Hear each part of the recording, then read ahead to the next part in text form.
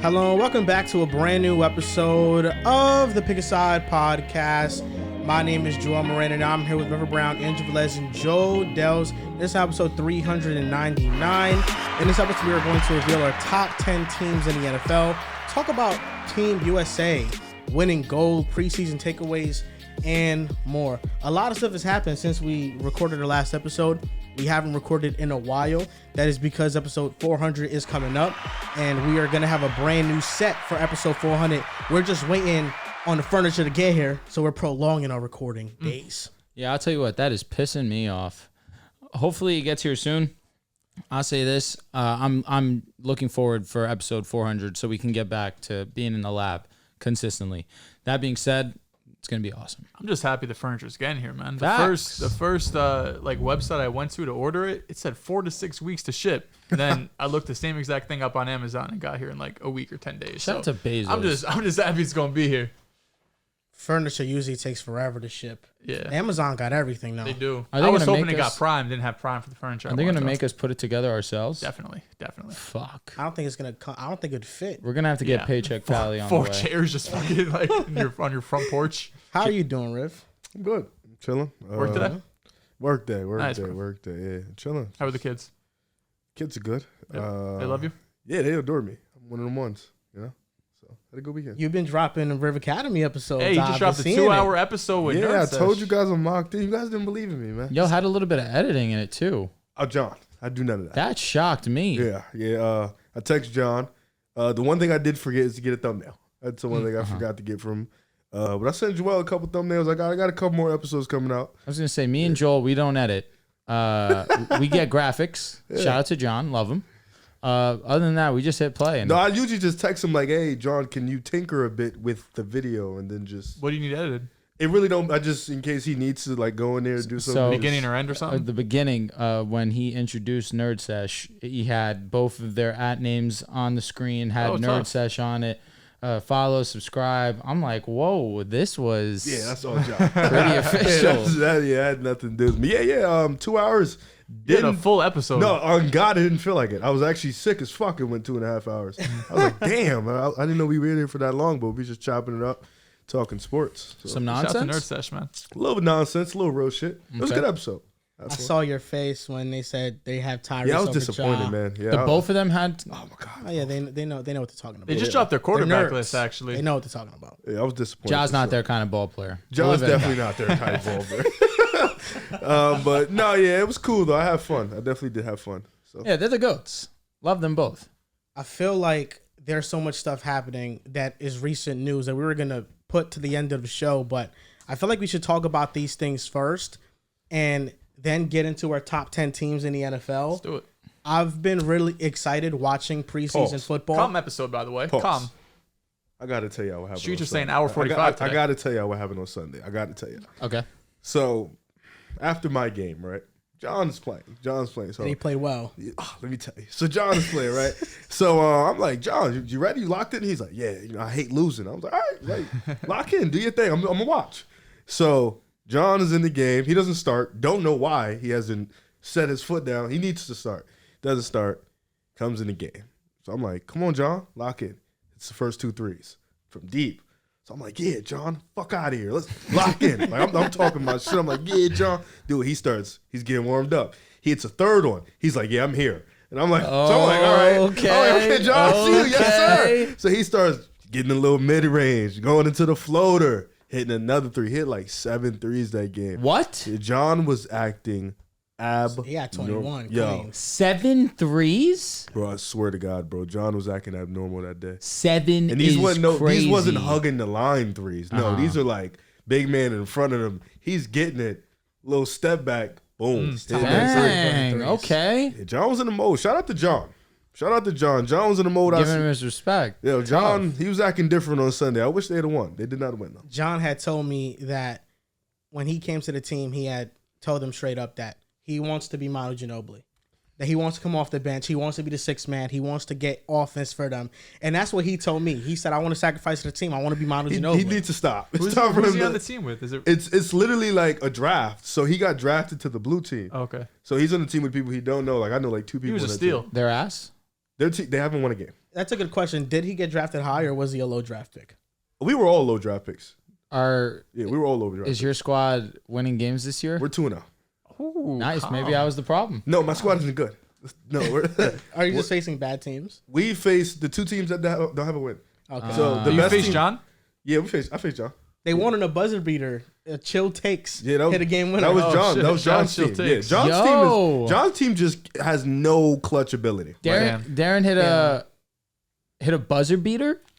Yep, 6 seconds left. What was the He shot? Oh, game winner. Fat. Yeah. Little midi, little. No, it was a 3. That was a 3. Yeah. He's The highlight is on tough. Instagram. Yeah, it was I a gotta 3. check it Yeah, out. John's team is just they'll be up like all game, and then like second choke it. half, 5 minutes left. You know they're gonna fold. That's what he told me, that in the fourth quarter their offense gets really sloppy. Bad. It's really bad. But John's team is good. We're facing another undefeated team this Sunday. They're the best team in the league. We're gonna lose. He told me though. He said, "Listen, I really don't care about points. Like, I just want to win the game." No, he really plays the right way. It's kind of crazy. Like, he plays the he right really way. plays the right way. I'm The trying to scouting get for report John. was accurate. You know, When you it's- put that it's scouting spot report, plays hell the right on, way. yeah. I was trying to trade for John, but our captain didn't want to do it. So. You could trade. You can make trades. Your captain didn't want to do it. Yeah, What about after the game? still didn't want to do it. Why Oh, not? what the Did you fuck? have too many good players? Or you said your team sucked? No, we don't have too many good players at Okay. all. As a matter of fact, Oh, and he's a lefty too. yeah, he could shoot. Now that's yeah. twin. No, all his friends are on our team. Oh, John. Oh, No, captain's friend. All Captain's of his friends. captain's friends. Yeah, Yeah. they're all on our Do team. you normally do a draft? I feel like you last No, time this was. is a brand new league that Okay. just started. Like this is the first year it's ever started. It's not NJ hoops or Yeah, NJ nah. play. They hit me about. No, I saw it. I wanted to play in something just to get into it. So I was like, I'll join. So the draft process, like everybody's on like just random teams. It's Those cool, are the though. best types of leagues to join because it's not oversaturated and the competition hasn't gotten to very competitive levels yet. Like you probably still, it's competitive, but I'm saying the skill No, level. yeah, it's definitely a good amount of ass, good, nice. Like it's like 2 nice players a team, then like 2 whack players and like 2 mid level. Are you the best player in your team? The scoring differential. I've scored 44 points in 2 games. The next best scorer scored 19. Damn. Yeah, You're backpacking right now. It's bad. Like we cannot generate efficient offense. It's like the start of AAU teams when we were growing up. Like you had NJ Fire, Gazelles. Exactly, yeah. You would play for them. You would get into like the IYB tournaments, but you wouldn't get into like the serious Nah, yeah, tournaments. you don't get there. You don't lock in there yet. The most you go is like Maryland, but you don't No, lock in it's there. crazy because when you really face those kids, bro, you really start to understand the gap. It's a different level. Yeah. It's whew. I'm talking about full court press. Bro, I remember I played for the Gazelles one year. We went to one tournament up in Ramapo and we played playtime. Dude, the score was like 35-7 in the first 6 minutes. They pressed us the whole game. And I'm just like, Coach, we And can't do playtime this. would get waxed by players. Yeah, so it's like, but it was such a gap between us than them and then Yeah. them and then players. It's like, yeah, we can't get there yet. Players was that AAU team. Shit So many crazy. players came through there. Yeah. You had who? Isaiah Briscoe. Briscoe Trayvon went through there. Duvall, a Your lot- brother in Christ. Yeah, no. Kyle Anderson played for Kyle them too. Anderson. I think J.R. Smith did too, if I'm not mistaken. Players has a historic track record with just basketball talent and players that have made the NBA. Yeah, no, I've seen the greatest player play for players. So Who? Trayvon Duvall. Oh, That's the greatest player I've ever seen in my life. Like, I wish I like- could have been there for the summer league moment, man. bro, I almost passed out. It was crazy. He goes, bro. Oh my god, bro. That's Trayvon Duvall. Thought I just saw Steph. I swear to God, and this probably knock on me. I said who? It used to be Riv's PlayStation profile pic. No, like I've never, ever, like no, for real, I've never ever, like I've seen players.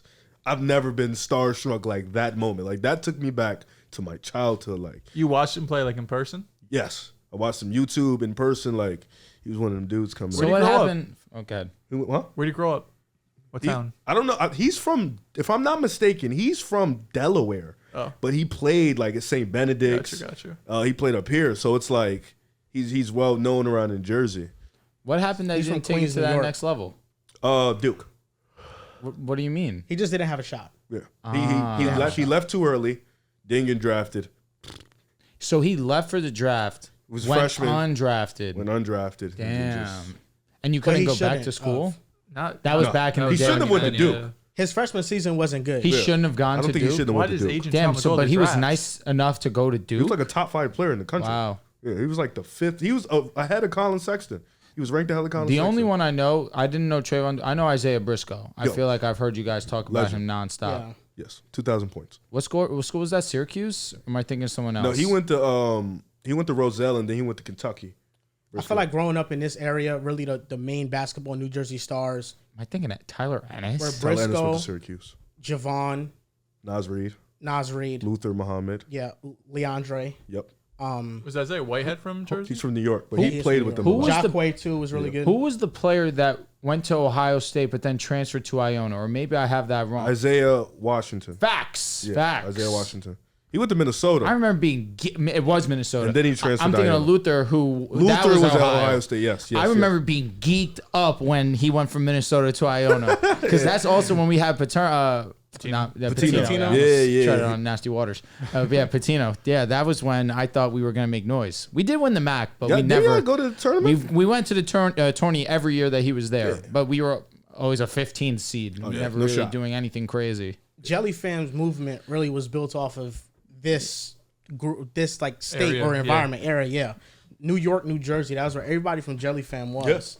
It sucks that they were never able to get capitalized, or they never capitalized on the NIL money. That Oh my could've- God! If they were around where today, They would have bro, broke holy- records. Yeah, millions, bro. Because you look at dudes like Mikey and Bronny, when they're NIL money, they're making probably like over $1 million. Yeah. So Jelly Fam probably would have been touching 10 at Yeah, least. I mean, they probably got some shit under the rug. But the thing with that, but they one and done. Like for 1 year, they'd be making an insane amount of chicken. Is that they probably would have made it before they got in there, because you can pay high schoolers now too, if I'm not mistaken, right? high school. can. Yeah, I think because I mean, think JQ Cooper played Flag in has a college couple for like deals. 5 years, Yeah. so he could have got some bread. I mean, Mikey wasn't even college yet and got a mega deal. Yeah, he got a right? few Didn't he deals. get Isn't a Mikey shoe not deal? in college? Now yet? he's at he's in- UCF or USF. Wait, One didn't of them. Mikey go to jail? No, he didn't. He actually beat the No, case. he got free. Okay. Facts. Wow. He's at US. It's either USF or UCF. I don't know which one. Because I remember for years he was the number one prospect for, was it 2020? Yeah, he was ranked pretty whatever. high. But yeah, he'll be in college this year, so he'll be playing. So he's a freshman this year. Yeah, That's what I thought. Freshman for- Okay, he's not- facts. technically, yeah. Uh-huh. Because he was supposed to be a freshman last year, but obviously, the allegations. He's 20 now. Yeah, Is He's he- 20, about to be a freshman. because last year he was supposed He to go, but then reclassified? no, the Or situation the- with the. Let me ask you, I think he did reclassify. Is he the regardless, next though. Amani Bates? Amani I- was more talented. That's really what I say. Amani Bates had all the hype. To He was be more a hype dog. too. Amani Bates So was called. Mikey, I remember getting No, gas. Amani Bates, they call it generational, like 14. yeah, Mikey had a year probation. That's what he had. From hooping? No, from it was a gun incident. possession. Yeah, Yeah. it was a gun Open. possession. Well, that's why I was like, did he just have to take the year off of basketball? That's I why know I what was you're but not saying. for 20, us. 20 as a Not for freshman. you couple know, things yeah. that, you know what I'm for saying? some things. Yeah. Nah, but yeah, that movement was so. Well, B. so- Miller was 20 as a freshman. Brandon Miller. Okay. Yeah, he was 20 as a freshman. He's a little older. Was he? Yeah. Can I be honest? That's insane. Yeah. 20 as a freshman is old. I think Eamon and Asar got into the league at 20. They were like 19-year-old. But they didn't go to college. Facts. They took the extra year. So yeah, some of these guys, a lot of these guys reclassify. It's just a lot of these guards don't pan out. I feel like the Small, guards athletic. have less of a hit rate than other You positions. gotta kind of be perfect, you know. You You do. can't miss no years. You That's have for to sure. be able to shoot well. You have to be able to finish well. You have to be able to defend. Because you could dominate in high school with no jump shot. So like Jalen Brunson being as great as he is, that's insane. Yeah, he was Low great key. at Villanova. Wasn't he 4-year? He was. a lot of He was a Villanova great boys are. college And point he guard. won a national championship with think he Villanova. won too. Did he won Twice. 2? I think he won twice. He won twice. I Yeah. think he won twice. Shit, I'm He won with Mikel. Mikal and Josh Hart. And the year that they hit the buzzer beater against UNC, I think he was on that squad too. I think so. I Yeah, know. he's a two-time national champion. Yeah, I I thought figured so. he had two of them things. He won, I think, as a sophomore and a senior. They didn't go back to back because the first team to go back to back since Florida UConn. was UConn. Yeah. Yeah, he didn't get drafted high because of was in college for a long time and Age stuff. smaller prospect. That's why he didn't get Shit, drafted. Buddy high. Hill was amazing in college. That Oklahoma, right? Yeah, oh he my was fire. God, he was. Woo! I think he was a little old too. You know what's crazy? I was watching Ryan Hammer. He was ranking his all-time college players. He had Buddy Hield 1. Buddy Hill's one of them ones. I don't know if I have one, but Like he's the best college basketball players that he said he's ever seen. oh yeah, I think I've ever number seen one is him or a Trae bit Young. Insane though. It's either him or Trae Trae Young. Young was a movie. Buddy Hill was pretty. So you're not counting Melo in this because you didn't see Melo. Yeah, I didn't see. If he's talking like just best I've ever seen, That he's yeah. seen. Yeah, I would say Buddy Hill to Trae Young. Melo has the best season ever. Yes, I agree with that. Melo's probably like top 2. Let me ask you, Gordon Hayward, does he enter that conversation? I don't remember Gordon Hayward too much. That season, that was like one of the first Yeah, college basketball tourneys I watched. That was a unbelievable run. I'm blanking on that big man. He was a lefty for Butler. If you don't know, then we're not going to guess. I don't know. But I know Brad Stevens and Gordon Hayward. Stevens, Gordon Hayward, but there was another white center. But I'll never forget Gordon Hayward throwing up that half-court shot and it rimming out. Yeah. There's a lot of great college players, but I wouldn't put Trey Burke over Buddy or Trey. Trey Burke? Nah, he's up there, but I wouldn't put Trey him. Burke is up there. Trey Burke is He's not over also Trae Young. one of my favorite He's not over college Trae Young. basketball Trey players. Burke was too. a movie, though. No, And they won national who championship. I'd put over Trey Burke is Shabazz Napier. Bro, that game That's versus what I put over Trey Burke. that game versus Kansas alone is enough for me to say Trey Burke's one of the 5 best I ever seen in college basketball. I thought Where it was he gonna hits be the great. half-court shot to essentially send it into OT. 5 best, I'd probably go. I remember Kemba, Shabazz. Kemba was tough. I'd go Buddy Hield, Trey Young. KD, people say I constantly. don't remember KD. I don't either. Yeah, I don't remember KD. Jaleel Okafor. That was a dog. I don't know if I put him. Jabari was pretty fucking great in college. Derek too. was a problem. Yeah. Memphis, right? Derek. Who? Derek Williams? No, Yes, Rose. Memphis. Oh, Derek Rose. I don't remember seeing him. Derek Rose was at That was him and Calipari. Memphis. Yes, he was really good. He was really good. Mario Chalmers hit a game winner on him. Facts. Hate that for him. Truly, just keep in game. Mario Chalmers, Kansas. Yo, whoa. What do I know a little bit more than I think. Maybe you do. I'm just rallying off some schools. Andrew Wiggins was pretty good in college too. That He was played with Embiid. He did. facts. I'm surprised that they Kansas didn't squad, win. they choked. Yeah, They choked. Obi Toppin was great in college, but he didn't get a tournament run. he was at Dayton. I'm looking at more players just to see. Maybe one of these are. D'Lo was Ron a movie. Baker was really D'Lo good in was college. mad Ron Baker. good. He played with Fred. Yeah. D'Lo was a movie in college. Was that Florida? No, it was Ohio State. Facts. He was a movie in college, man. Sam Decker. Sam Decker, Wisconsin. Frank Kaminsky. Kaminsky went stupid with Louisville. AD was pretty special in college too. Nah, that actually, you know what? Thank you for reminding me of that. AD That was one of the was most pretty dominating special in performances college, I've seen. Michael Kidd Gilchrist. Lonzo Ball was special in college too. That step back 3 against Baylor. Oh my God. Fox was great. Was it Monk Baylor was or great. Oregon? I think it was Oregon. They're both great. I just remember Fox, Kentucky versus No, UCLA, Fox- and Kentucky. Fox and Monk were smoked pretty them. special in Yeah, college, they too. were. They were mad good. So NFL preseason started off early. Yeah. Midweek last week. Oh, we're not going to talk about Tatum? We'll get we to are. that. We'll get to that. okay. But I think NFL preseason is more important, more of a pressing topic. We will talk about Team wanna USA. talk about I know Tatum, you're yeah. dying to talk about it. NFL preseason, I feel like a lot of things happened. It's just preseason, week 2 technically, because the Hall of Fame week is already moved past us. Give me What? some space, Bro bro. said we're going to talk about Tatum. Not Team USA. We're going to talk about Tatum. Oh, my fault. Yeah, Team USA. My fault. I just... But I love this week of the preseason because a player plays like 10 snaps. You think one of them is good. You're like, oh my God, that's the guy that I really like That's this the year. best. And we get to see personnel groupings and just what teams are using this year. For example, the Atlanta Falcons last year, heavy 12 personnel team. This year, 94% of their snaps were 11 personnel, 3 wide receiver sets. So we already see a change in philosophy. Dehls, what stood out to you in preseason so far? It's funny that Falcons note because last season they were one of the most efficient teams out of 11 personnel, and Arthur Smith was like, nah, I'm good. We got to get Jonnu Smith and Kyle Pitts on the field some more. I mean, there was a lot that stood out. The number one thing is the quarterbacks. We could get into the quarterbacks. We could probably have a whole different discussion. First of all, hopefully J.J. McCarthy is straight because I thought outside of probably Caleb, he was the most impressive. You take away just that one interception, that probably just some nerves, first time starting an NFL game or playing in an NFL game. But outside of that, I was just thinking of a few of the players that I had as my breakouts this year. One of them was Trey Benson. I looked at Trey Benson's film this past week. He did not look good. I feel very confident that James Conner is going to be that guy. And there's even reports out of Cardinals camp that Amari DeMarcado is going to be the backup running back there potentially, even though Benson was listed as the backup. He just looked very timid. He looked slow. He didn't look explosive. A couple other players, I know Jalen Warren was one of your breakout players. Him and Najee, I think the split was about as expected. 50-50, Najee got, wasn't it? I think it was 55-45. Yeah. Oh, was perhaps it? snaps-wise. I'm not sure in Okay. terms of like actual workload. I think it was pretty 50-50. And then we still, of course, have the Brandon Ayuk saga that's going on. But number one takeaway, I think, out of everything is Chicago Bears fans, you got your guy. if there was even any sort of slim doubt about Caleb Williams, that one preseason game, that one preseason drive should take away any potential questions you have about Caleb Williams and the Chicago Bears offense.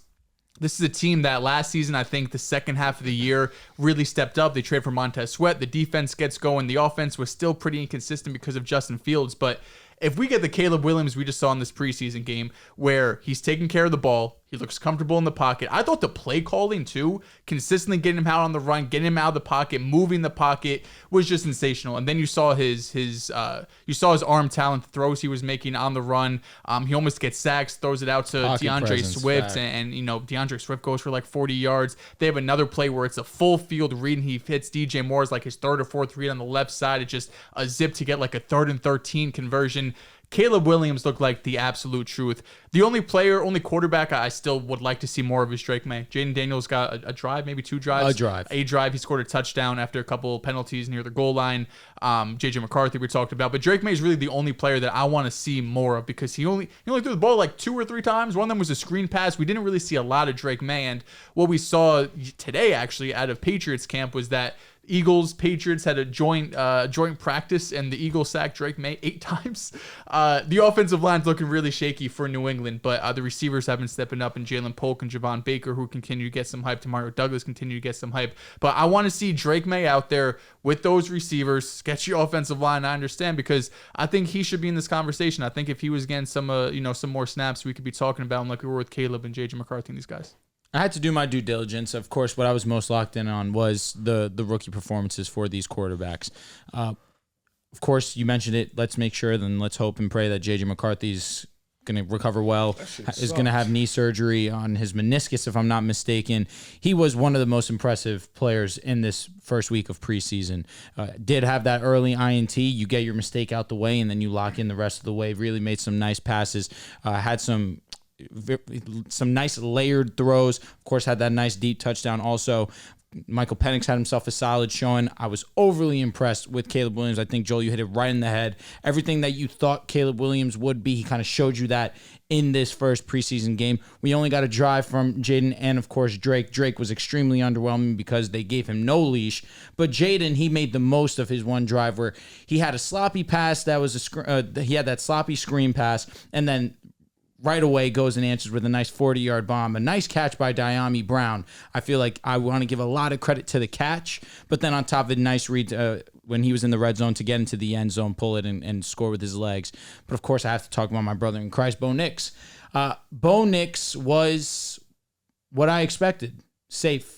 Make easy, look easy, and execute it. One thing I'll say is his footwork may be a little bit too all over the place. That'll come with time. But what he's great at, he highlighted and he showed us. He's accurate. He makes good decisions. That's all I can ask for. Maybe I want to see a little bit more poise in the pocket because that's also what I thought that we would be getting at this next level. Was a little bit too light on his feet. Was actively trying to break out of the pocket too often sometimes, throwing off platform, but showed that he can make nice throws off platform too. I was very impressed with Bo. Scored on 4 drives. On third down, he was 4 or 5. Third and fourth down, he was 4 or 5. He was excellent. Got into the end zone with a nice pass to Mims, making a nice decision of pulling and throwing. Could have had another touchdown, of course, of Josh Reynolds. He's going to haunt me. A drop touchdown, but of course it's preseason. Let's hope that he keeps that there. But, I mean, awesome showings from these rookie quarterbacks. Last I'll say is this, of course, talking about the Giants. Tyrone Tracy was in potential to be getting running back 1 reps, but of course be the backup running back. Went down in practice, was taken off on the car in an air cast, but thankfully everything's going to be all right. It seems as if it was an ankle injury, but they were just taking sprain. I was like, what the fuck? I thought he tore his Achilles, bro. It was a non-contact injury. Yeah. They really took precaution. It seems like he's going to be all right. He looked very good in his limited opportunity as well. Eric Gray also showed out a little bit, but it seemed as if it's going to be a Devin Singletary, Tyrone Tracy led backfield. But of course, the stars of the show were the rookie quarterbacks, and they really showed out. Has there been any update on Jahmyr Gibbs? Hamstring. It's a hamstring. He had a hamstring. He had a hamstring injury in OTAs back in May. I don't think we got any word on it was the same hamstring, but there's a chance he re-aggravated the same injury. Yeah, I think as long as they just are cautious with him, he should be ready by week 1. CJ Stroud, second drive, touchdown pass to Tank Dell. Him and Tank Dell. That's one thing that stood out to me too. Tank Because we work. thought that Tank wasn't going to be ready probably by this moment. We thought Brian would take like a week or two in preseason. Brother came back and the aura's there, bro. He's just that connection is going to be pretty impressive, pretty incredible. I like how they tried to spin that Nico Collins and Stephon Diggs were having like an argument on the sideline and make it seem like Diggs was complaining. Yeah, that was dope. I just that. I'm all for the drama, but I think give him an opportunity. You talked about JJ McCarthy. This because I was doing a little research. This Austin Booker guy is interesting. He was good. From Chicago. So the first week he was garbage. Like he was pretty underwhelming. But against the Bills, he had 5 tackles, 2.5 sacks. According to PFF, he had an 18.2 pass rush win rate. Undrafted guy? Yeah, this is him. This is the 144th pick in the 2024 NFL draft. So he had an insane bounce back, from the Hall of Fame game. And for a team that kind of, like I think you mentioned it last show, that kind of needs more on the, on the line in Chicago outside of Montez Sweat. And I'm not saying Austin Booker's going to come in and just do some shit, but like we talking about preseason standouts. What a way to go out and just bounce back from an underwhelming game in the Hall of Fame game. And for a team that needs help on the defensive line, these numbers look astounding. That Riv's right, though. When especially your 5th, 6th, 7th round pick, you're undrafted. If you're not showing out in camp damn near right away, week 1, week 2 of the preseason, it's really hard because rosters, you got 90-man rosters right now. You got to cut down to 53. So that's the type of performance you got to have to make a roster spot. Exactly. And I mean, I think right now Bears fans have optimism because they have a quarterback, but also because you now got this 5th round pick that produced at this level and you need pass rushing help desperately. So this is a major help to our defensive line if he can be good when the regular season comes around. Dehls, I was very impressed by Braylon Allen. He's a stud, bro. We have the modern day killer bees. You talk about Breece Hall, Braylon Allen. They had a picture of Braylon Allen next to our other running back who's 6'1" and weighs 215 in his own right. Looks like his father. And Braylon is just towering over him. He ran with such emphaticness, and I really believe that if Braylon Allen went to anywhere else that wasn't the Jets, starting, they didn't already have an established running back, he could be a starter. I think he's that good, and I'm just surprised that he went so late in the draft. You talked about the rookie quarterback performances. I thought they were all pretty solid. I thought JJ's was the most impressive just given the volume that he had.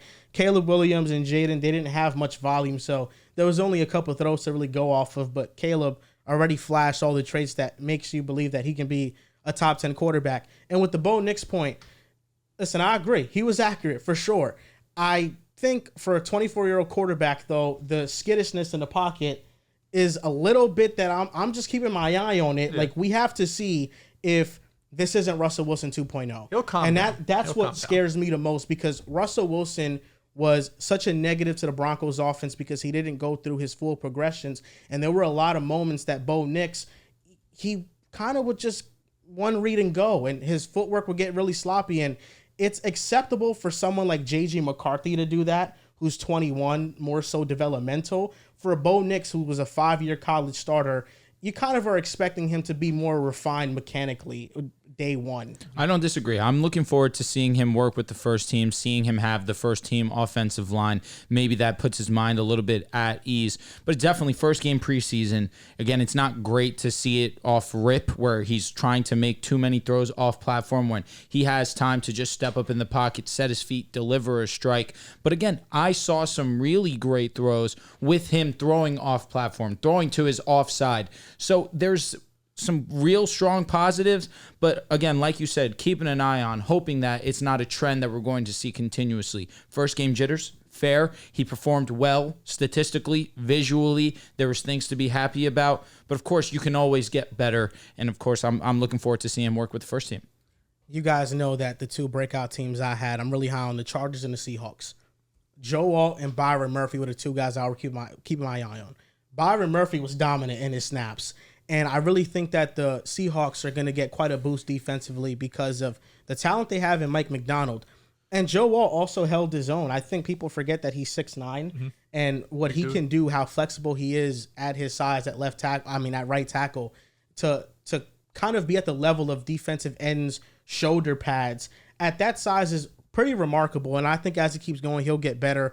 My major takeaway that wasn't just a highlight, because I mentioned to Riv about the CJ throw. Jordan Love had one of them throws too to Dontavian Wicks, and that got my blood pumping. Wow, where? Whew. Oh my God. Oh my God. I came away concerned and optimistic with the Bengals in two ways. Concerning part was the run defense.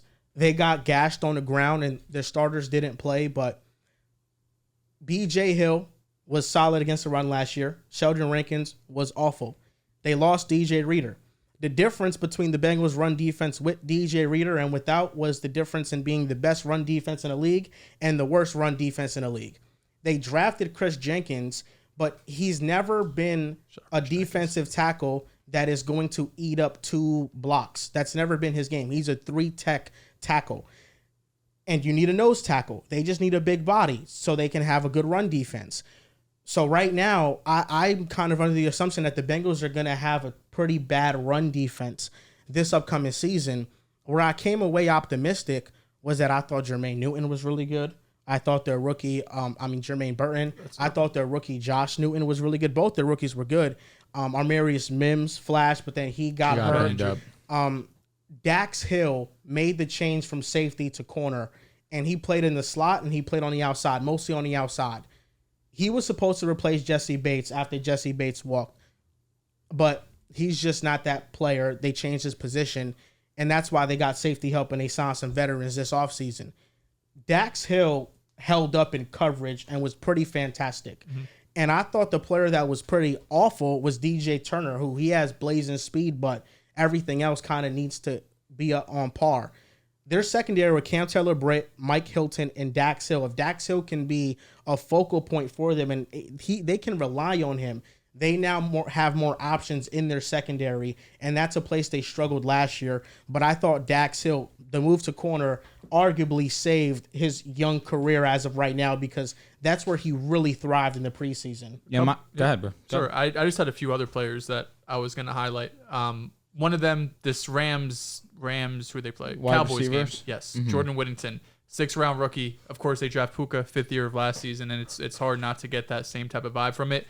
This is a team, of course, you have Cooper Kupp, you have Puka, Demarcus Robinson, I believe, is slated to be the wide receiver 3. He was dominant, though. He was really good. Whittington, you're saying. That's what I'm I'm saying. Demarcus Robinson last year was even good, too, but we know Cooper Kupp, history of injuries. Puka Nacua was healthy his rookie season, but banged up all through college and got this injury during training camp. And Demarcus Robinson, although he's a solid wide receiver 3, he's someone that can, his job I don't think is safe and secure if Jordan Whittington comes out and has a breakout year.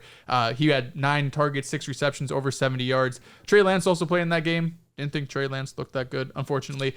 The other player I want to highlight. 41 attempts. They were airing that bitch out. Honestly, what running back was even going out there? Because it's not like they have any. Was it Deuce Vaughn getting all the looks? Trey Lance was spraying. I was really trying to be fair with Trey. Hey, maybe it's something they wanted to work on. Just work underneath. See your reads. Hopefully he doesn't play. If you're Cowboys, you're like, you trade a 4th-round pick for him. 200 yards. Yeah, it was tough to see. It was tough. The other player I want to highlight is Miami Dolphins. What happened to McCarthy's quarterback school, bro? I'm expecting him to go ahead and light it up. It's a step-by-step process. I would hate if Lance is the first failure in this. Jalen Wright, running back for the Miami Dolphins, Yes. I thought looked really, really good too. He had 10 carries, 55 yards, and touchdown. Had a couple real highlight plays. That's another running back room, that has had some histories. Raheem Mostert's been banged up throughout his career. Devon Achane, we know what happened last season to him, and it's another guy, 4.2, 4.3 speed. Miami's just getting all the 9.9 speed players, but he's someone that could probably contribute this season. Like they just go into the draft like, who's the fastest guy we? They're on their I'm blanking on the Raiders owner. Mike McDaniel. Who's the Raiders owner that always drafted fast Davis? players? Al Davis. Yeah, just Darius Hayward. We're just drafting every fast player there is. We can figure it out. Just throw you out there and run. Mike McDaniel came out and said, it's not signed and sealed that one gets playtime over the other. Raheem Mostert's still very good. They're talking about Devon Achane, and it was just like, it'd be unfair. We have 3-4 really talented guys. Whoever has the hot hand, you kind of have to ride. That's not ideal. Especially when, of course, I'm in fantasy mode and I know the hype. Didn't make me feel great. Even without fantasy football, our breakout guy was Devon Achane, and for him to come out and kind of say still committee. It's something we still kind of expected, but felt they would lean a little bit more to Devon because he's one of the most explosive players in the National Football League. So again, something also to monitor. Another situation that it's a blessing if you're a Dolphins fan. You have a plethora of weapons, but again, if you're trying to pick a favorite, there's not one. I still think Achane, being a second-round pick, I still think he gets majority, or not majority, but looks over Jalen Wright and Raheem Mostert being the veteran there. I still think it's the 1, 2, 3 is pretty clear. Yeah. But I also think that there's going to be games where Jalen Wright could get 5 touches and he could get 70 yards and a touchdown just because he's that explosive of an athlete. I also would be remiss if I didn't bring up my guy, Jonah Ellis. He had himself an amazing game against the Colts. Had 2 tackles, had a sack, had a hurry where he goes and gets pressure on the quarterback that led into an interception. He was awesome. A third-round pick, if I'm not mistaken, for the Denver Broncos. If he can go and he can add a little bit of depth to our defensive line, which we definitely do need opposite side of Baron Browning, I'm excited. And he has some great size to him. Obviously, he has some great bend, some great speed to get to the quarterback. Showed it off already in week 1. Something I'm looking forward to keep looking at and seeing how we trend on the defensive side. Because knowing right now, we're trending to be one of the worst teams in the National Football League. But I'm trying to see going into the next year who are going to be pieces that we can build around. And he had himself an awesome showing day 1. Riv, you wanted to talk about USA basketball. Sorry, before we move on, can we just have one more quick topic on NFL preseason? Yeah. Hassan Reddick, the New York Jets. Oh, you didn't want to talk about that during the New York Jets power rankings? Oh, I mean, that's fine, too. We could do that, too. I didn't know. I wanted to talk about it, though. So if you want to do it in the power rankings, we can do it then. No doubt. It pissed me off. Well, none of us have the Cowboys in our power rankings, correct? We also don't really give a fuck about it. So talk about it. No, we can do it in the power rankings. No, we can. Yeah, because we're going to go through the teams. Okay. Yeah, one by one. What? Oh, we all have the Jets in our top 10, right? Well, it's cumulative anyway, so we're going to We have a cumulative top 10. We should have done that for 1 through 32, I'll be honest. We should have. We should have done that. It would have been It would have been so much easier and so much more concise. I honestly didn't like our cumulative list, but I didn't like it either, but that'll leave for good conversation. We'll talk about it. Riv, USA basketball, we won't go. We beat France. We won. 98 to 87, I believe. That's probably what the score was. I don't know. Someone remind me. We won by 9. Yes. So 98-87, I think it was. I put 97 here. Now, maybe you're right. Riv. Maybe we won by 8. 11. I want to just address the elephant in the room. Yeah. We have someone here at the polar table. bear at Olympics. He celebrates July 4th, but was room for Team USA to lose the gold. Who says I celebrate July 4th? I root for the British. That's nuts. No, but okay, so this is what I don't understand, and I want you to piggyback off what I'm about to say, because listen, Slap it on your back. Tatum, Come on my back. Tatum didn't play much. He played when he was needed. There has been an unnecessary dialogue around Jason Tatum not playing for Team USA, the amount of minutes that he got in the last Olympic run, and in my opinion, I don't know why Celtics fans are so pressed. I feel like they have found every moment to be a moment where Tatum has to prove himself. Why couldn't they just be happy that, listen, he played when Steve Kerr put him out to play in certain matchups, but also you just came off a finals run. Why does he have to be the face of this gold medal run, especially when we have the legends of our game like KD, LeBron, Steph, Anthony Davis even, there are starting and they play his position. So to me, I didn't think it really mattered. We needed that. And I know that there were moments where someone like Derek White, Drew Holiday, Devin Booker, Anthony Edwards played over Jason Tatum. But to me, I didn't think it was that big of a deal. Yeah, I like that you snuck AD in there. That was definitely Legends of the game. Yeah, legends in the game. You Top sneak 75. AD in there. Yeah, he is top 75. So is a lot of guys. Like 75. Yeah, 74 other guys. I was gonna name some. I forgot his damn name. He's such a. Anyways, You don't have to disrespect the greats, man. You don't even respect the greats. Who are you mentioning? Where do you have Bill Russell on your list? I agree though, Joe. I think, and it's not even just Celtics fan. Like you can tell the difference between the Celtics fan and the Jason Tatum fan. It's very, very like this is the moment right here where you can tell the difference. And because even like the only game I think he really should have played was the Serbia game. Like we need a size, we need a defense, we need a rebounding. That's everything he provides. But there's this other side of the book where it's like, well, Tatum doesn't really fit anybody's skill set or fit a lot of the rotation skill set. I'm not saying Kerr did his best job. I know troll Kerr. Like I know what this guy does. But at the same time, LeBron's the primary initiator, when we start.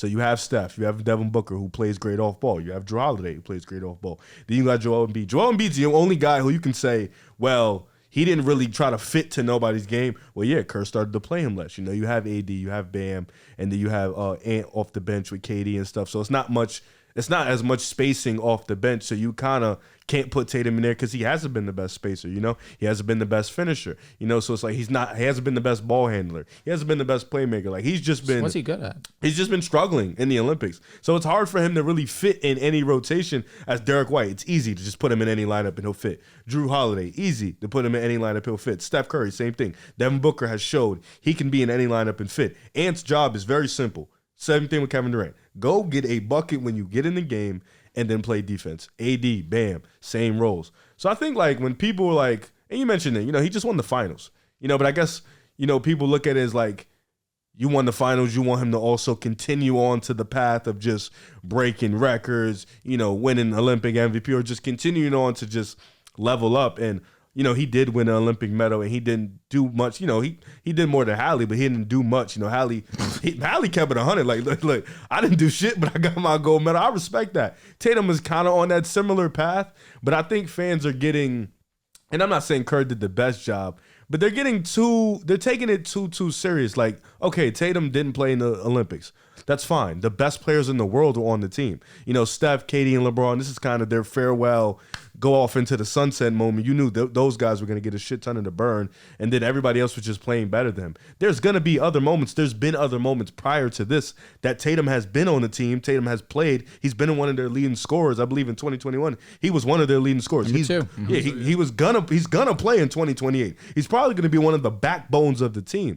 So I don't see the big hoopla, the big issue. I also don't understand the side of it where people are trying to discredit what he's done in the NBA or trying to knock his ranking down in the NBA. Let's be honest, Olympics have nothing to do with NBA status and what goes in that. So I think it's like it goes both ways. Like, yeah, he was playing like shit. He was playing like god awful ass. But at the same time, like I don't think, you know, people should still shit on him like, oh, you know, drop his NBA ranking because he didn't play on, you know, one of the best teams ever assembled. To me, it's pretty easy. He wasn't playing well, you know? Do I think he deserved 0 minutes against Serbia? Absolutely not. We're down double digits. Like Riv mentioned, we needed some size. JT has shown that he has the versatility as a defender to hold down the fort down low in that restricted area and also be a great rebounder. Has shown to be a great initiator, but again, we have LeBron James, who essentially is doing that job and doing it to the best of any player in the Olympics. He was the MVP for a reason. The last 2 games, it really emphasized that starting 5 and that closing 5, I should say. Versus Serbia, the closing lineup to me, I thought was flawless. You had LeBron, you had Steph, you had Booker, you had KD, you had Joel Embiid. Matched up amazingly, closed perfectly, and all of them executed at a high level. You mentioned the 3 stars, LeBron James, Steph Curry, Kevin Durant. The thing that is the truth, those 3 were playing lights out basketball. Steph Curry in the last 2 games turned it on and started playing lights out basketball. But Jason Tatum, as a jump shooter, as a spacer, was horrible. He could not hit a jump shot to save his life. On the defensive side, he can do himself a great job, of course, because again, when it comes to defense, it's all about effort. But his role on the Boston Celtics is to be that initiator, be that playmaker, go downhill. But when he doesn't have the ball in his hand and his job is to be a floor spacer and he can't do that, he can't be on the court. In the final game versus France, I'm watching Devin Booker go out there and play a role.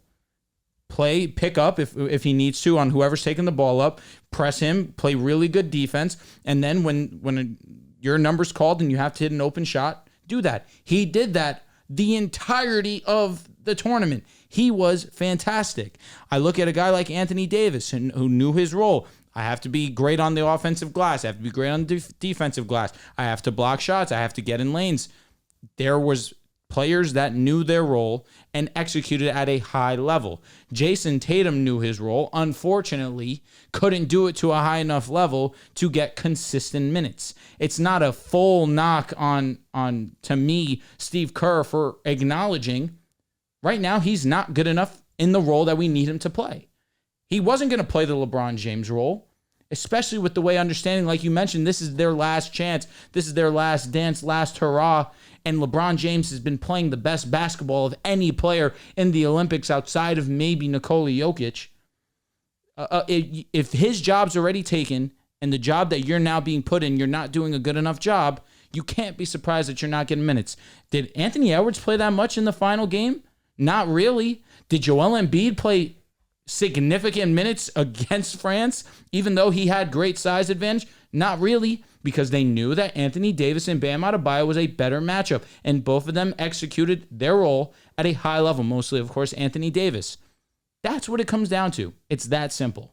I think most people, like especially Tatum fans, Celtics fans, were just pissed off at Steve Kerr's reasoning for a lot of it, saying like, I get that part. Yeah, it's like it's matchup dependent, and it's like, well, Tatum, I mean, especially against Serbia, against these teams, like I feel like Tatum could play against about anybody. If you need someone to guard down low, if you need someone to guard on the perimeter, I feel like Tatum can do that.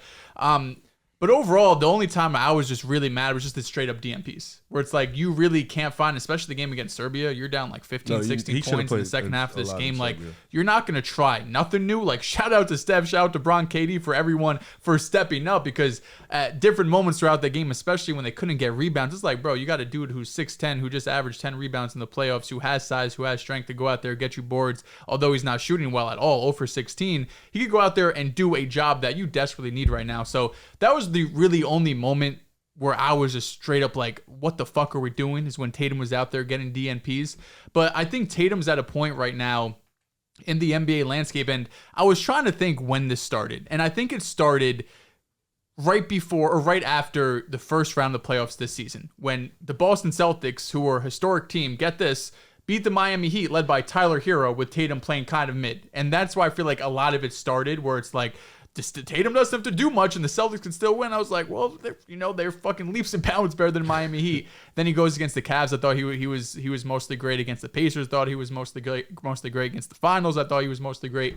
But no matter what he does now, good or bad, he's just gonna get made fun of. And I think that's just kind of what the internet is with Jason Tatum. Like, for example, Anthony Edwards is going around everywhere KD goes, Ant goes. What if that was Jason Tatum? Everyone in there would be going crazy over him. So I think I think a lot of people are pissed because he's just the easy target right now, right? Like, he's just the person everyone points at and makes fun of, and everyone's looking around like, hold up, he just won a championship. You know when the slander started, right? When he sent the text message. Oh, the Kobe text? Yeah. But I feel like last season, like, I didn't really hear much about it. I felt like the majority of this season, like, that for sure, that got brought up every once in a while. It's just easy to now. And he also went on his plagiarism world tour, which was pretty brutal. I guess. I don't know. The funny thing to me it's just always just, like, not basketball shit. You know what I mean? It's always just like social media shit. And I think the jump shot is basketball. The jump shot is nuts. Yeah, but I don't like. Do you guys think he's just not gonna? You think he's just broke? He hasn't been able to shoot a jumper since like April. I mean, the 0 for 16 is tough because he's getting like 8 minutes a game. He's getting 1 or 2 shots. It's you got to make one out of 16. I don't want to bring the car. His jumper wasn't great. Am I going to bring that? Should I bring the car conversation to the podcast? You have role players that play, let's say, 15 to 18 minutes. They get maybe 2 shots a game. If they don't hit their 2 shots, they failed. Yeah, I mean, but as a role player, Tatum's also never your really been role. Stand in the corner and hit good threes. enough. He's not good enough to do that. No, I definitely think he is. Like, he should be for sure. This is Jason Tatum's the guy that's, been for a good portion of his career a really, really good 3-point shooter. But I also think he's in a really weird stretch in terms of his jump shot. And then you pair that with inconsistent minutes, and you pair that when he does get in the game, 9 times out of 10, someone else has the ball and he's just standing in the corner. And I think that's just a really tough. Yeah, if you're open, hit the shot. I get it. It's a make or miss league. I just think it's tough to have someone who's struggling in that role, and the only way you get out of that slump you're in is like you get 1 or 2 shots a game. Most of the time you're standing in the corner, something you're not used to. I don't know if I have too much sympathy for that one. He played 40 minutes per game in the playoffs and shot 28% from 3. Yeah, no, again, I don't think he's like, I think that's a bad slump. I don't think his jump shot's gone. Like, do you think he's going to shoot 30% from 3 next season? And last year in the postseason, he shot 30% from 3, if I'm not mistaken. 33%. But again, then in the regular season, it was back up to the mid to high 30s. Like, so when the lights are bright, he forgets how to jump shoot? The year before, he was really good. I know. Why is he regressing in that regard? Don't have an answer for you. But I also like I don't fucking know. I'm not in his head. But I just don't think like. Listen, if you think Jason Tatum's just his jump shot's gone and he's going to be a career 31% 3-point shooter, that's what you think. I think there's some median ground where, okay, maybe he's not like, the 40%, but he's not at 28%. It's kind of like Ant. Like Ant has been mid to subpar mid 3-point shooter during the regular season. He's been the opposite. And then it just jumps the fuck up in the playoffs. I think, I don't expect Tatum's jump shot to be fully gone. I think he can shoot, and during the regular season, he'll get his volume back on, and I think he kind of is just a streaky shooter in general. But the Olympics and Steve Kerr picking who plays in the Olympics is about how you're performing right now. At the moment. It's not about how you're going to perform next year in the middle of the regular season. It's about what you're doing right now. And we have a big enough sample size as of recently that Tatum in the playoffs struggled from 3, and then in the Olympics struggled from 3. And we also, we don't see it, but they see him in practice. So I'm sure that him not hitting threes in practice led to him not playing the most either. I'll be honest, he's probably hitting threes in practice.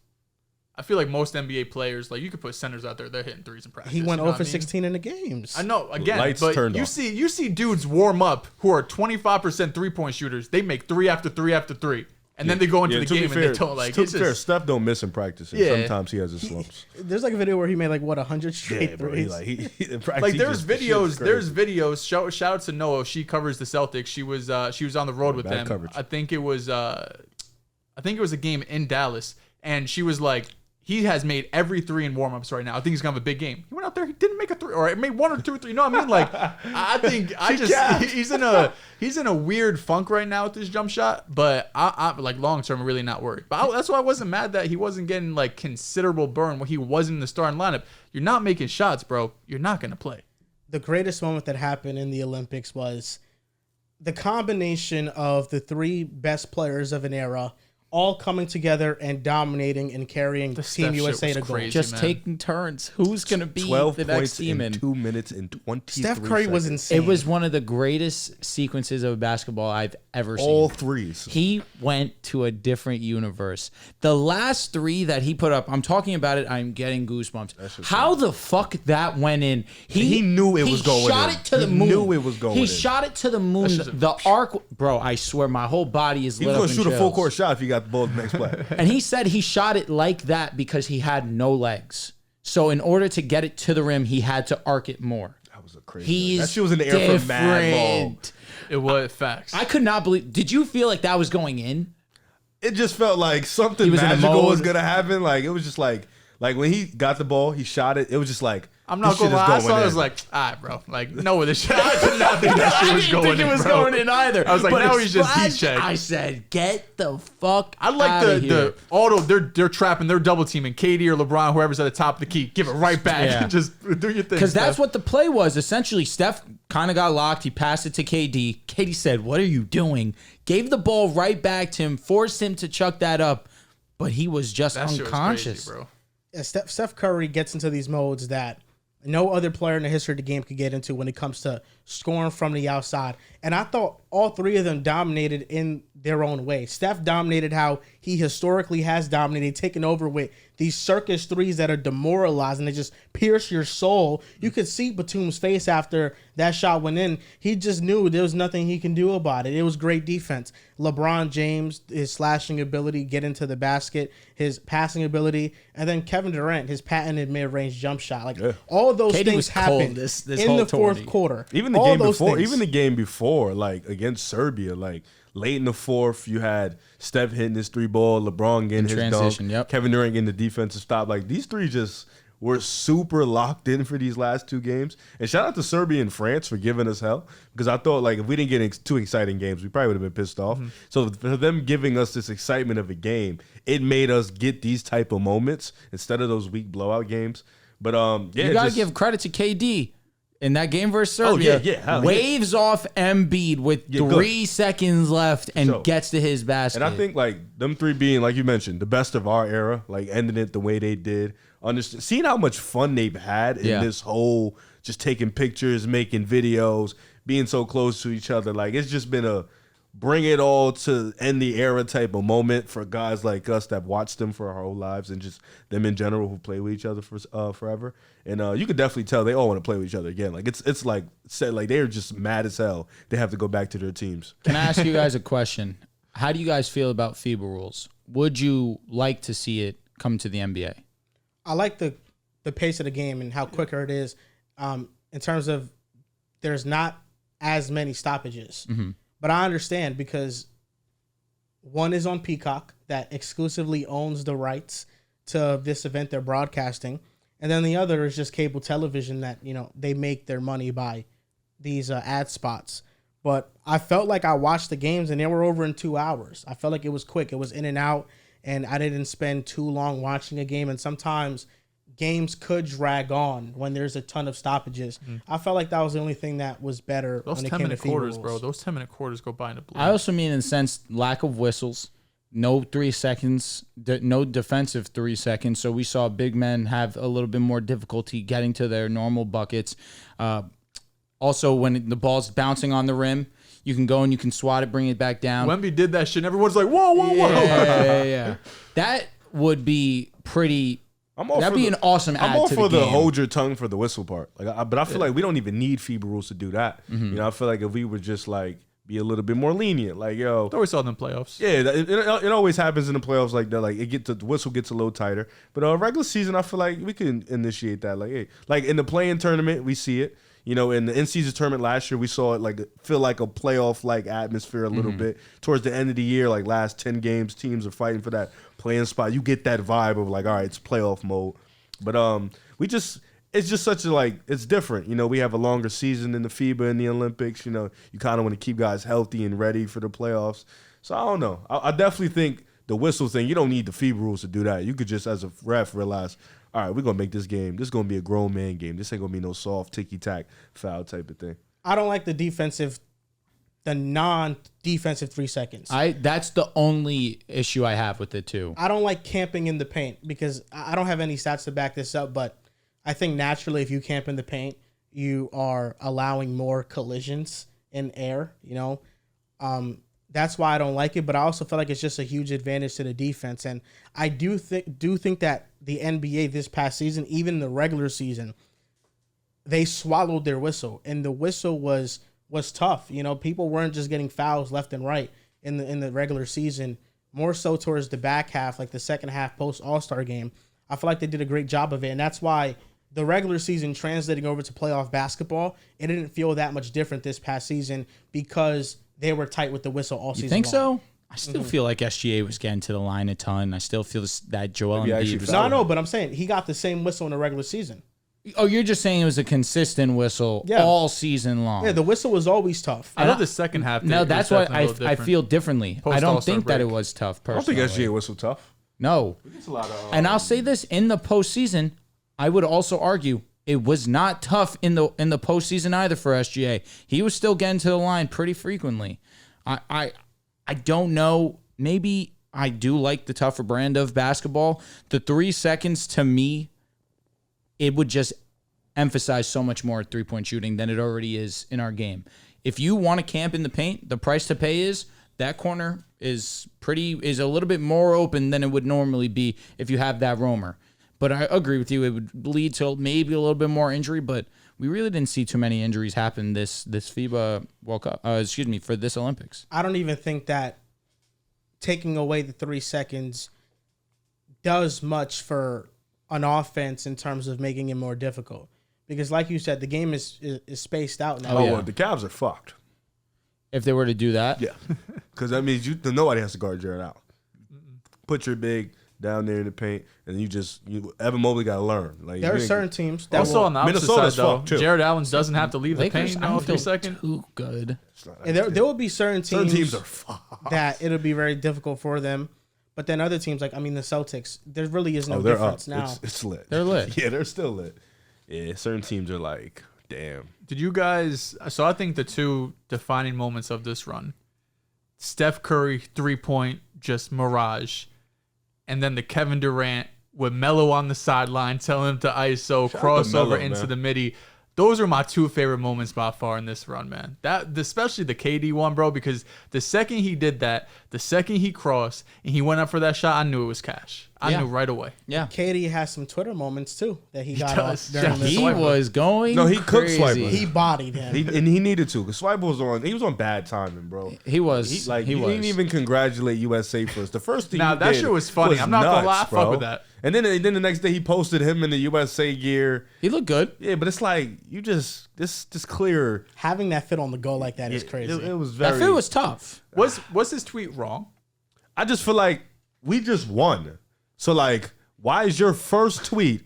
Well, we know why. You did Well, all you why? It's can. because he is the biggest No, Jokic fan you alive. are the biggest LeBron fan. I'm the biggest Steph fan. You're the biggest Tatum fan. We all know that. At every waking moment, though, we decided to put that aside and say, no, we are Team USA Facts, first. I was Your rooting players for are Serbia. Team No, you USA. don't talk about this guy. Just you and No, I. I'm just I saying, was like, rooting I'm for just saying in Serbia, general, for sure. and I feel like France a him. little bit. I get his best player and his favorite player is on Denver. He's in Serbia, but you are Team USA first, bro. I don't think he is. That's what I'm saying. That's why when he did that, it was like, when Kevin Durant was like, "Where you from?" It's like it gave a vibe like, "Nah, facts." Like, where are you is from, funny, bro? bro. So it's like I don't know Sure, it because was everybody 5 a.m. was Paris celebrating. time. We was all here. Like it's like USA. Like we was all Down the talking our stretch, shit. Jokic did sell. was- Was no, he he's tired? back. He was Did he back. play a lot of Jokic's minutes? jump shot For has sure. also been He real sold. sketch. OD.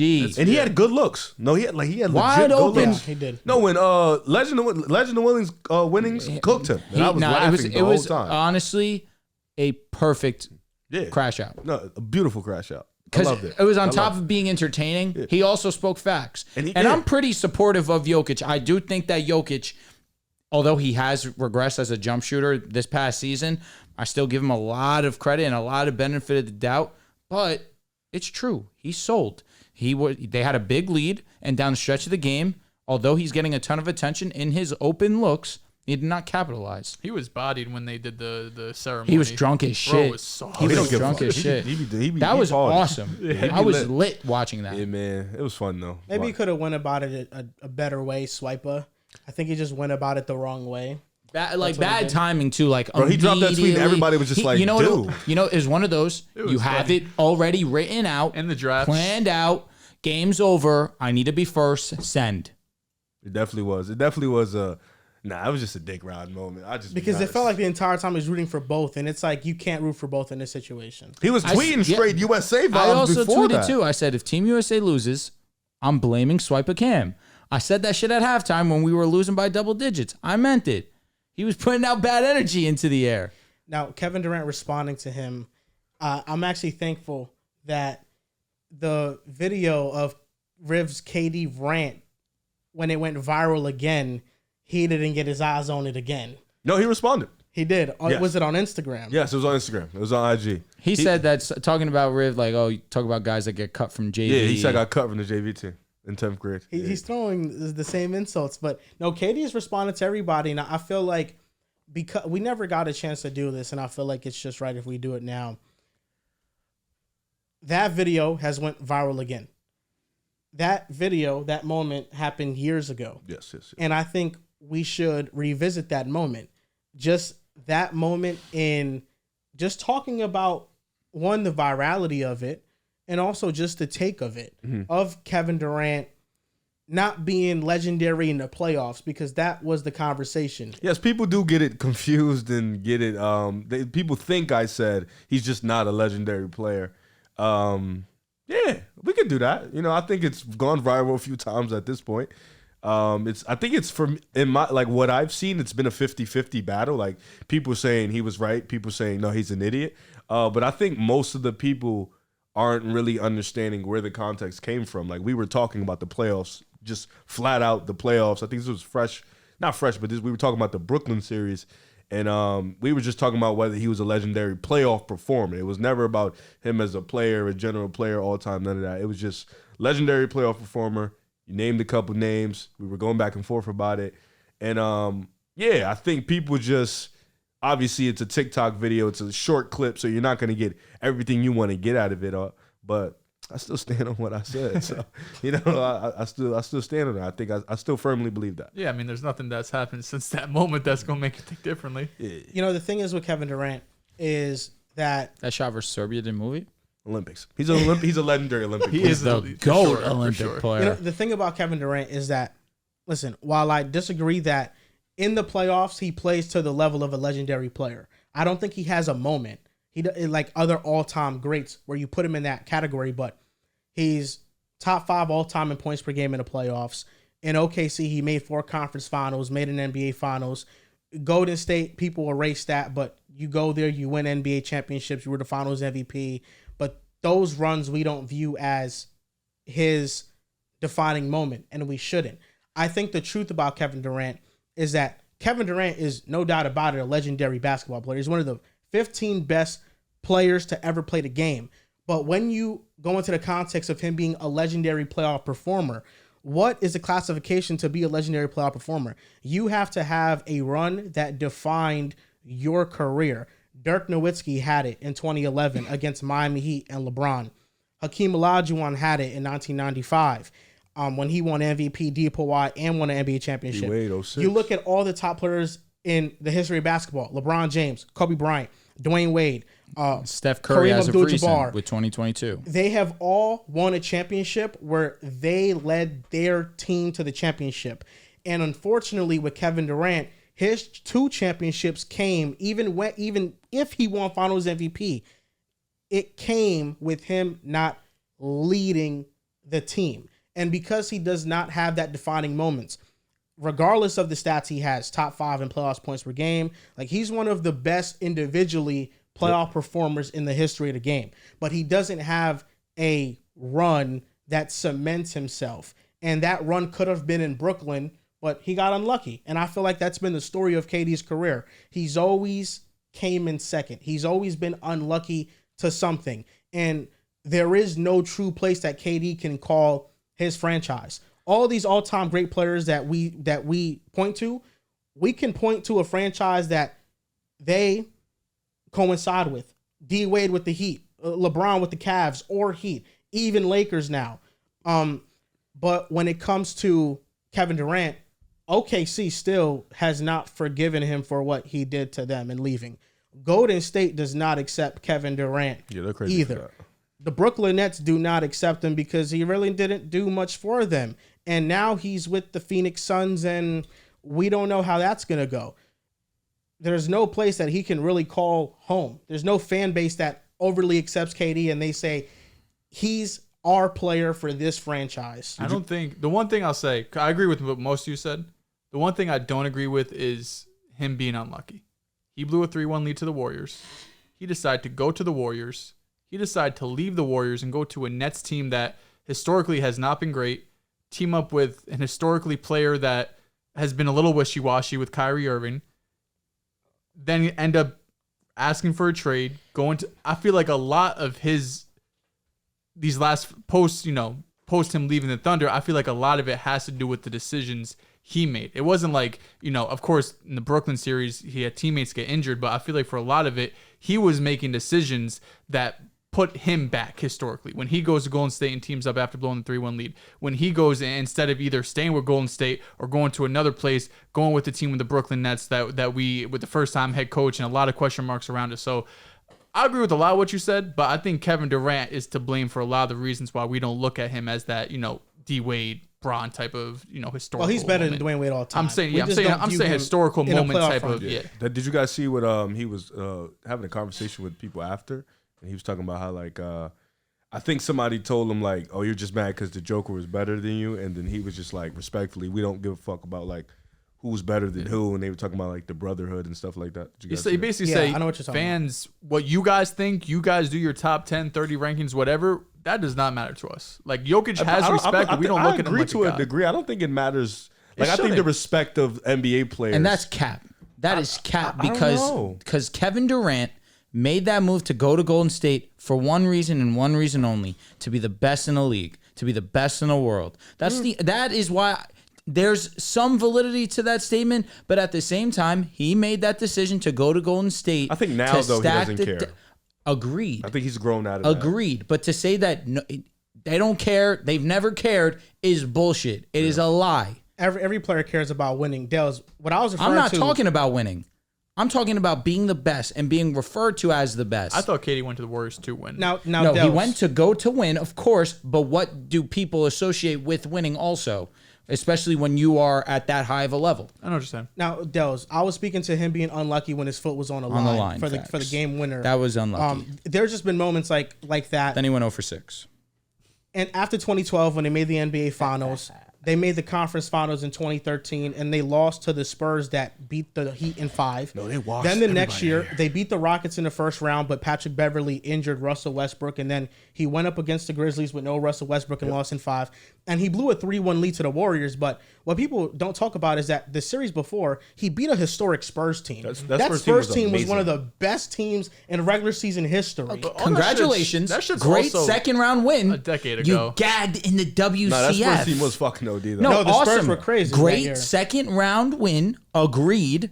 You gagged it in a moment that is your defining moment. Yeah, 30 in Game I 7. beat the best team ever. No, I know. No, I That is- didn't actually. I blew a 3-1 lead. I know that and I could have played been like shit. That could have been his moment, but then again, we look at that team, 73-9. You gave them 33% of the losses they had all season, and you're not supposed to blow the lead. But in Game 7, he played well. That's all I'm gonna say. What I will say about Kevin Durant is the fact that move to Golden State, I don't feel like it's rooted as much in him trying to slight somebody or him trying to make this power move, even though that's what he ended up doing.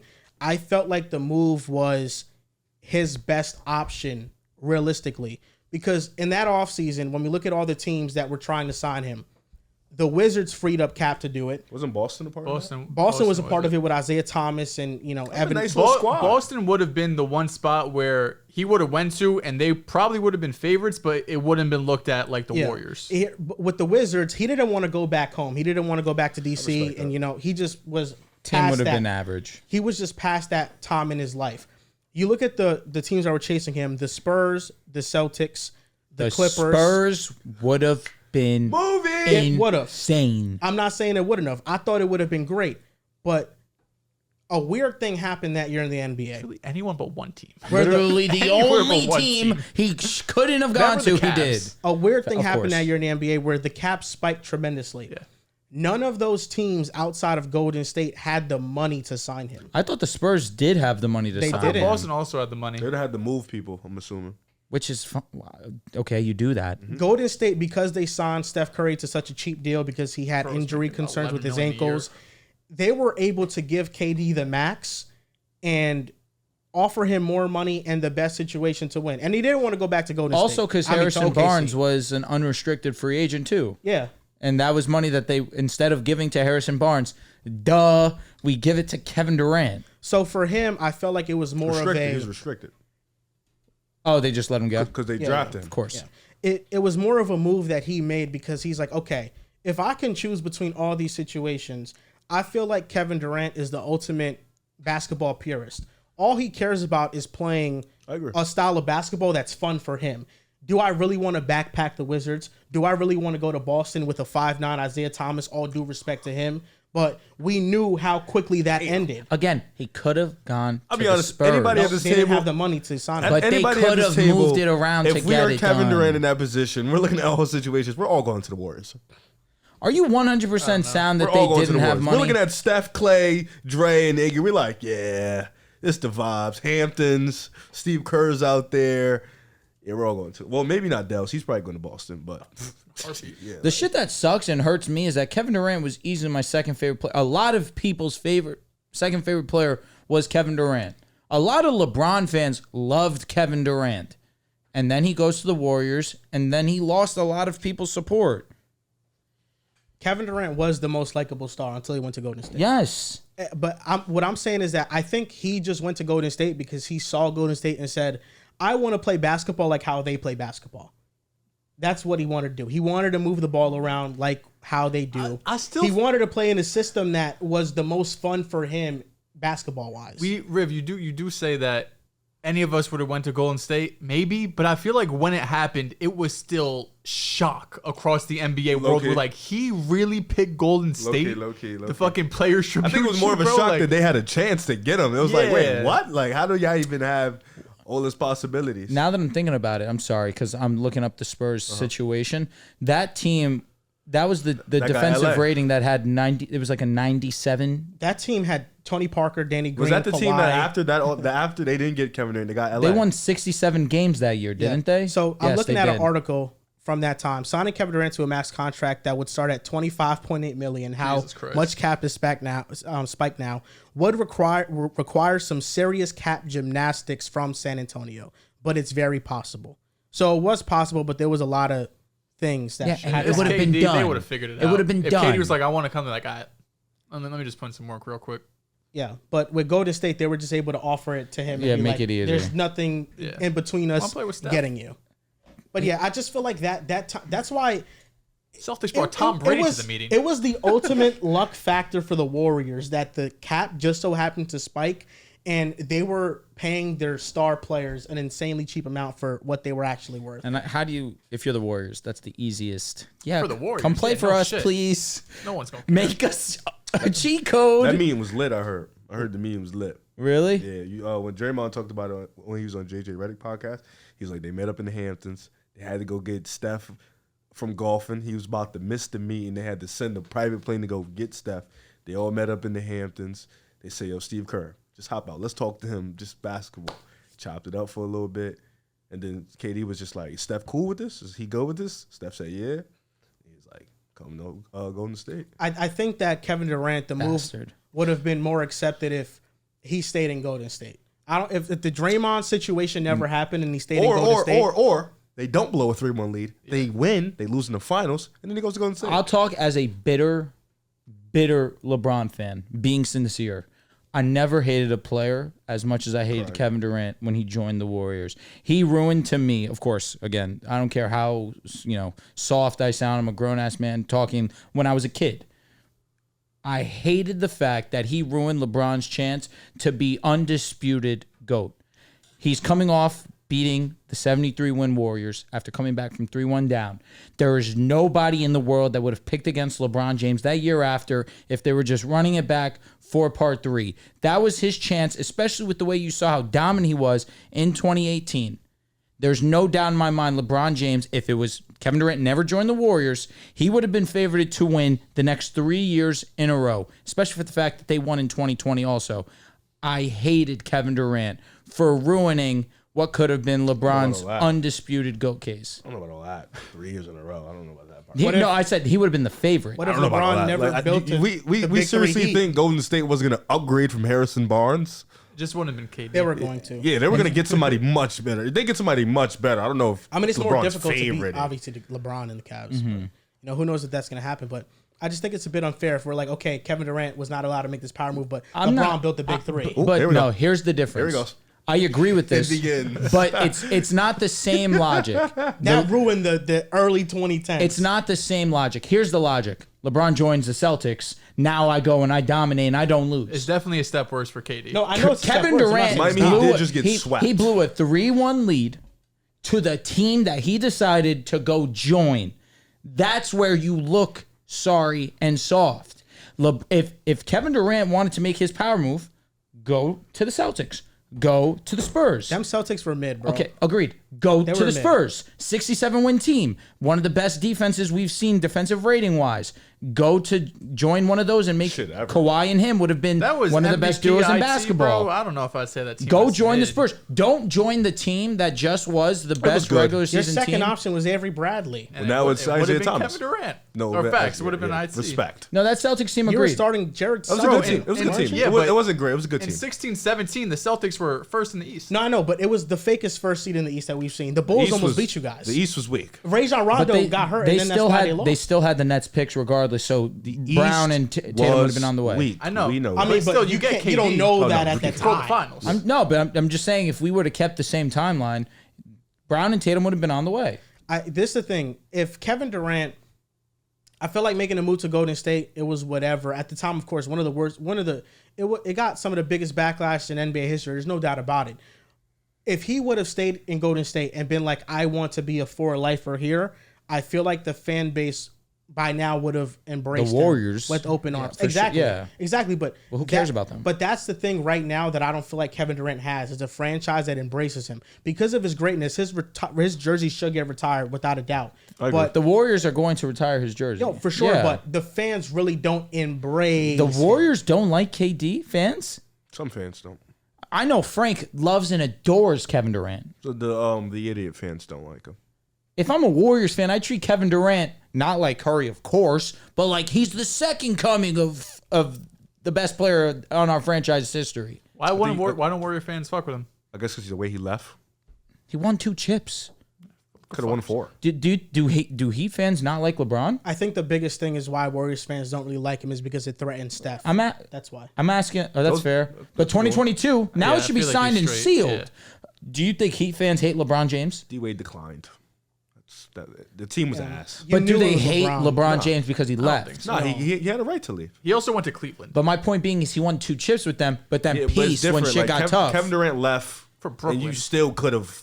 Like you could have, like even You could have stayed, Even but you Kevin left. Durant's mom and Steph's mom were talking about this like the other day. Like they could have walked out of there with like 6 championships. They all stayed together, but egos got the best of it. If he doesn't get injured, they well, three-peat. also, Yeah. you blame Draymond. for sure. You blame Draymond for him Draymond, I leaving. think, he ruined it. Draymond's the 100%. But Draymond and is- thank you God. Shout out Dre, man. Thank you, Shout Draymond out Green. Dre. You saved basketball. The parody came back because of Draymond Green. Draymond's very loved though. You ain't gonna really. Draymond, of course. Draymond's probably the second favorite Warrior ever. Probably. Him or Clay, it's really hard. I feel like Clay is loved from like the non-analytical people more. Yeah. And then Draymond is loved more for the people that Die hard type. are really into what the defense that he brings, Because I felt like for a long time, people tried to debate, even now I think, try to debate the value that Clay and Draymond brought. It's Dre and it's not even close. Yeah, and it's not to disrespect Clay, but Draymond Green is one of the 5 best defenders in the history of the game. I don't know. Big time Clay. not even close. Big moment It's Clay. not even close. You're gonna try. If you don't have Game 6 Clay, you're not getting these championships Draymond, the same. it's not even close. Like I agree. what Steph is on offense, Dre is on defense. You wouldn't even put it as equal, No, it's not even even though What's the percentage? scoring wise, it's like Steph 70. Damn, no, I can't even add No, Steph I'm just on saying, this scale. just Dre, with Dre and it's like Clay. 70-30. 70-30. I guess because of the later years. No. But when they were on their dominant run, Draymond was the defense in that 2016 run, you're telling me that Clay doesn't get a huge part of that? because of Game 6. Correct. Have you ever actually looked at his playoff numbers? Yeah. They're It's actually really not that good. his 3-point shooting is the exact same. Yeah, but he's like he drops off. Not like an insane Marginally, amount. though. It's not really that. He never elevates. Steph Curry, up until Kevin Durant joined, was a dropper. Not really. That 2016, I guess you want to say that he was hurt. He wasn't that great. He missed the first round. He played well against OKC. Did he play well against OKC? Yeah. Like consistently The well? back 4, the last 4 games. he Okay. played well. Which, Of I mean, he course. won the That's series. when they came back. Yeah. He played well. He was hurt though. I mean, 2015 he was great. I just think 2014 he was 2015, great. I give him his 2013 he flowers. was amazing. like you see That how was versus the Spurs Spurs. in, Denver. That's when he put his name out on the world saying, I'm one of the best in the game. Dre just like what Steph does on offense. It's like Draymond is not only our playmaker, but he's like the defensive anchor. Like he's literally backpacking defense. Let me put my hands up. I'm weighing too heavily the 2016 finals for Curry. Yeah. I'll say that definitely No, weighed he a lot. wasn't good. He wasn't good. But at the same time, Dre would have won Finals MVP though. that is really another Like thing Clay's too. not. Yeah. Clay's not really winning that. you No, know? but I think that Dre was just so overwhelmingly great in the finals, where the best player you could argue for that OKC series throughout the entirety, Clay was that impactful. Steph was sneaky great too. True, though. Like true, when true. Clay was having his Game 6, Steph had like 35. Yeah, that's true. So I don't know. It's tough. I just feel like in the playoffs, we've seen Clay get into those modes. And Clay has his moments. but if you don't have those moments, I Yeah. feel like it's not that I think same Clay run. has more moments than Dre. Like I think you could say that. Yes. Like Clay's moments are louder. that is exactly but I think what on I'm a saying. game by game basis, like Draymond Green is like that fucking Because dude. he's the anchor defensively, and he's the heart and soul, especially as a leader. I have a question though. I've been meaning to ask this guy, but I've been looking at this tweet trying to figure out the joke here. So maybe you guys, you're the football guys, maybe you know. So the NFL posted you can only pick one. Which wide receiver would you want on your fantasy team? it's Amon-Ra, it's Jettas, and Chase. Somebody tweeted there is a receiver here that I've never seen score in a cornerback. Who would they be Score talking on a about? cornerback? Yeah. They're talking about Amon-Ra Why would they say that? because Amon-Ra plays in the slot. Also, Amon-Ra doesn't have the catches that Jamar Chase and Jettas have. Scoring a would they say cornerback that? is crazy. That's yeah. I mean, he had I mean, he they've had scored on double-digit cornerbacks. touchdowns. Yeah, Yeah. I've been like trying to figure out But the joke. I'm thinking for, like, 10 about minutes. just like mossing them. Amon-Ra, I don't think has ever really mossed Okay. anybody. That's not on a his cornerback. body. Yeah, I've been trying to figure out this joke for like 10 minutes. Did he get a lot of love? At 9:41 in like 5 minutes. Oh, damn. What the fuck? That mid-ass joke. Now, reacting to NBA Christmas games, the opening night schedule and Christmas schedule came out. The Christmas schedule, Spurs at Knicks, Timberwolves at Mavs, Sixers at Celtics, Lakers at Warriors, and Nuggets at Suns. They couldn't give us anything better than Lakers and Warriors. I'm sick, but you know, whatever. That's an awful Spurs and Knicks. Getting to see one be on Christmas. Intriguing. Minnesota and Dallas. Good game. Are we fucking serious? That's a good game. I tweeted, there's like one good game on the slate. I don't know why the OKC gonna lie. Thunder didn't. The Lakers and the Warriors. Get in this. Wait. Minnesota and Dallas has had better games over the past 2 years than the Lakers and the Warriors. I'm Probably more not. I'm Not more- even close. I'm No. more excited for that game. Well, you can be more excited, but but at the what's going to be the end result? I The don't know. Warriors Lakers game is going to be. It's better. gonna be a great. Last season, that game No, that we last had game went to might have double been- OT. might have was been game of the crazy. year. no, regular like season. we've had like some games. Games. Yeah. Now what do we do? Why are we just? Sixers at I don't know Celtics. hoops, man. That's gonna be a great game. I feel like you should have put the Knicks at Celtics, bro. The Knicks are Well, always that's the 1 opening o'clock night. game, though. That's They're opening also night. the noon game. But Facts. that should have been the game. Sixers and Bro, Celtics. we play opening night. They The couldn't thing do is, opening night facts and and Christmas. Christmas. But this came out first. That's what I'm under the assumption of. We will talk about opening night, me though. see. Sixers I would have liked to and see the Celtics. Bucks against the Celtics a little bit more. No, because they blew them out Yeah, off the TV. but Why it would also anybody watch that? it also does The make Bucks sense. blew out the Celtics. Yeah, I'm saying the Bucks blew them off. It the makes TV. sense. Philadelphia made a lot of power moves this season to try and even the score with Boston. It might not be healthy. It's not really a Shit, rivalry if they're not healthy by December. That's Keep embarrassing. kicking their ass. because you guys keep smoking them. But I honestly like the Christmas schedule. Nuggets at Suns. You like that? Yeah. Well, I mean, you have to. I have, don't like that. I don't know. That game's mid. You have to have Kevin Durant in the schedule. You have to have Jokic. You have to have Steph, LeBron. The Celtics won a championship. You have to have them. What if we made our perfect Christmas schedule? Would that be something you guys want to do? Let's do it, but can we please not be casual and make games that actually are good? Okay. Okay. So let's take the Celtics off. OKC versus Minnesota. Fucking, we're champions. Yeah, but like who like No, so the first game, would you 12 play? p.m. It's got to be Knicks. Yes, I think Knicks versus Spurs. Keep it. Good no, game. I would rather I would say Knicks Sixers. Okay. Knicks Bucks. No. Well, We first need. of I all, want to see Giannis on Christmas. we have to identify the must-see players on Christmas. Correct. These players have to Victor be there. is must see. So first, let's start with the high cachet guys. With all due Well, respect, Steph and LeBron to are must see Victor no matter Wembanyama. what me? happens. The high cachet guys. Victor is high cachet. You know what I'm talking about. He's talking about the generational high cash. the guys The that have, Victor I have want to a see, resume. the Spurs, respectfully. If Victor's not on my screen on December 25th, You'll be fine. LeBron will be not there. tuning You're in. you're not gonna tune in regardless. NFL Christmas games are on, buddy. There's one if I good saw game. it was Chiefs There's versus two. No, there's one good game.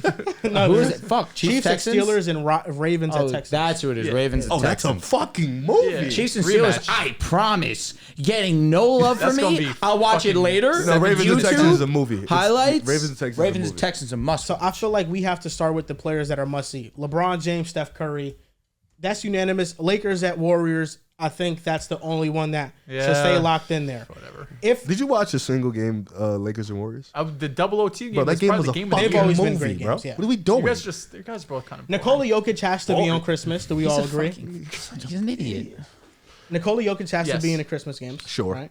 So do we want him to face off against the Suns Minnesota. or against Luka Doncic? I want and the him Mavericks? against Luka. I want. I'd rather him Nuggets, against Dallas. Minnesota. Why not let him run it back? The last time we saw the Mavs and the Nuggets, Kyrie hit the game winner. That's what I want to see. Put the Mavs against the Suns. Yep. Luka had 50 against them on Christmas. Damn. Just this past year. You Kevin could Durant play? have just run back the Kevin WCF, Durant or play? excuse me, Yeah. run Yeah. back the Western playoffs. Put Dallas versus OKC. I don't want to see Dallas Minnesota. versus Minnesota. I want to see I agree. Dallas Minnesota versus versus the game, man. Nuggets and OKC versus Dallas. I get like- to see Shea and Luca. And then Minnesota was a great matchup versus Denver. Put that on Christmas Day also. I like the Mavs and the Nuggets and the Wolves and OKC. I'm with you. I feel like Do we that have to have is like the Minnesota on best. Christmas? Why not? We don't Anthony Edwards. What team got would you to have replace him. them with? I'm just Cachet. genuinely asking. We're You'd talking rather about see The high Cavs? cachet. No, I'm not even bringing them up. We're asking. Like, we want to see exciting basketball. Do we have to have Minnesota on Well, there? Anthony Edwards is one of the I'd most wanna exciting have players in the Minnesota. league. He's not Okay. more Not exciting gonna than Wemby. Okay. But Minnesota is just a more fun team to watch. I mean, you can argue it. I mean, Really? Anthony Edwards is one of the most excited players in the league. He's just not What are you Wemby, talking man. Okay, whatever. I mean, like Minnesota, cool. I'm not even saying they trash or nothing like that. Who's Boston playing? Who do you want to see Boston play? OKC.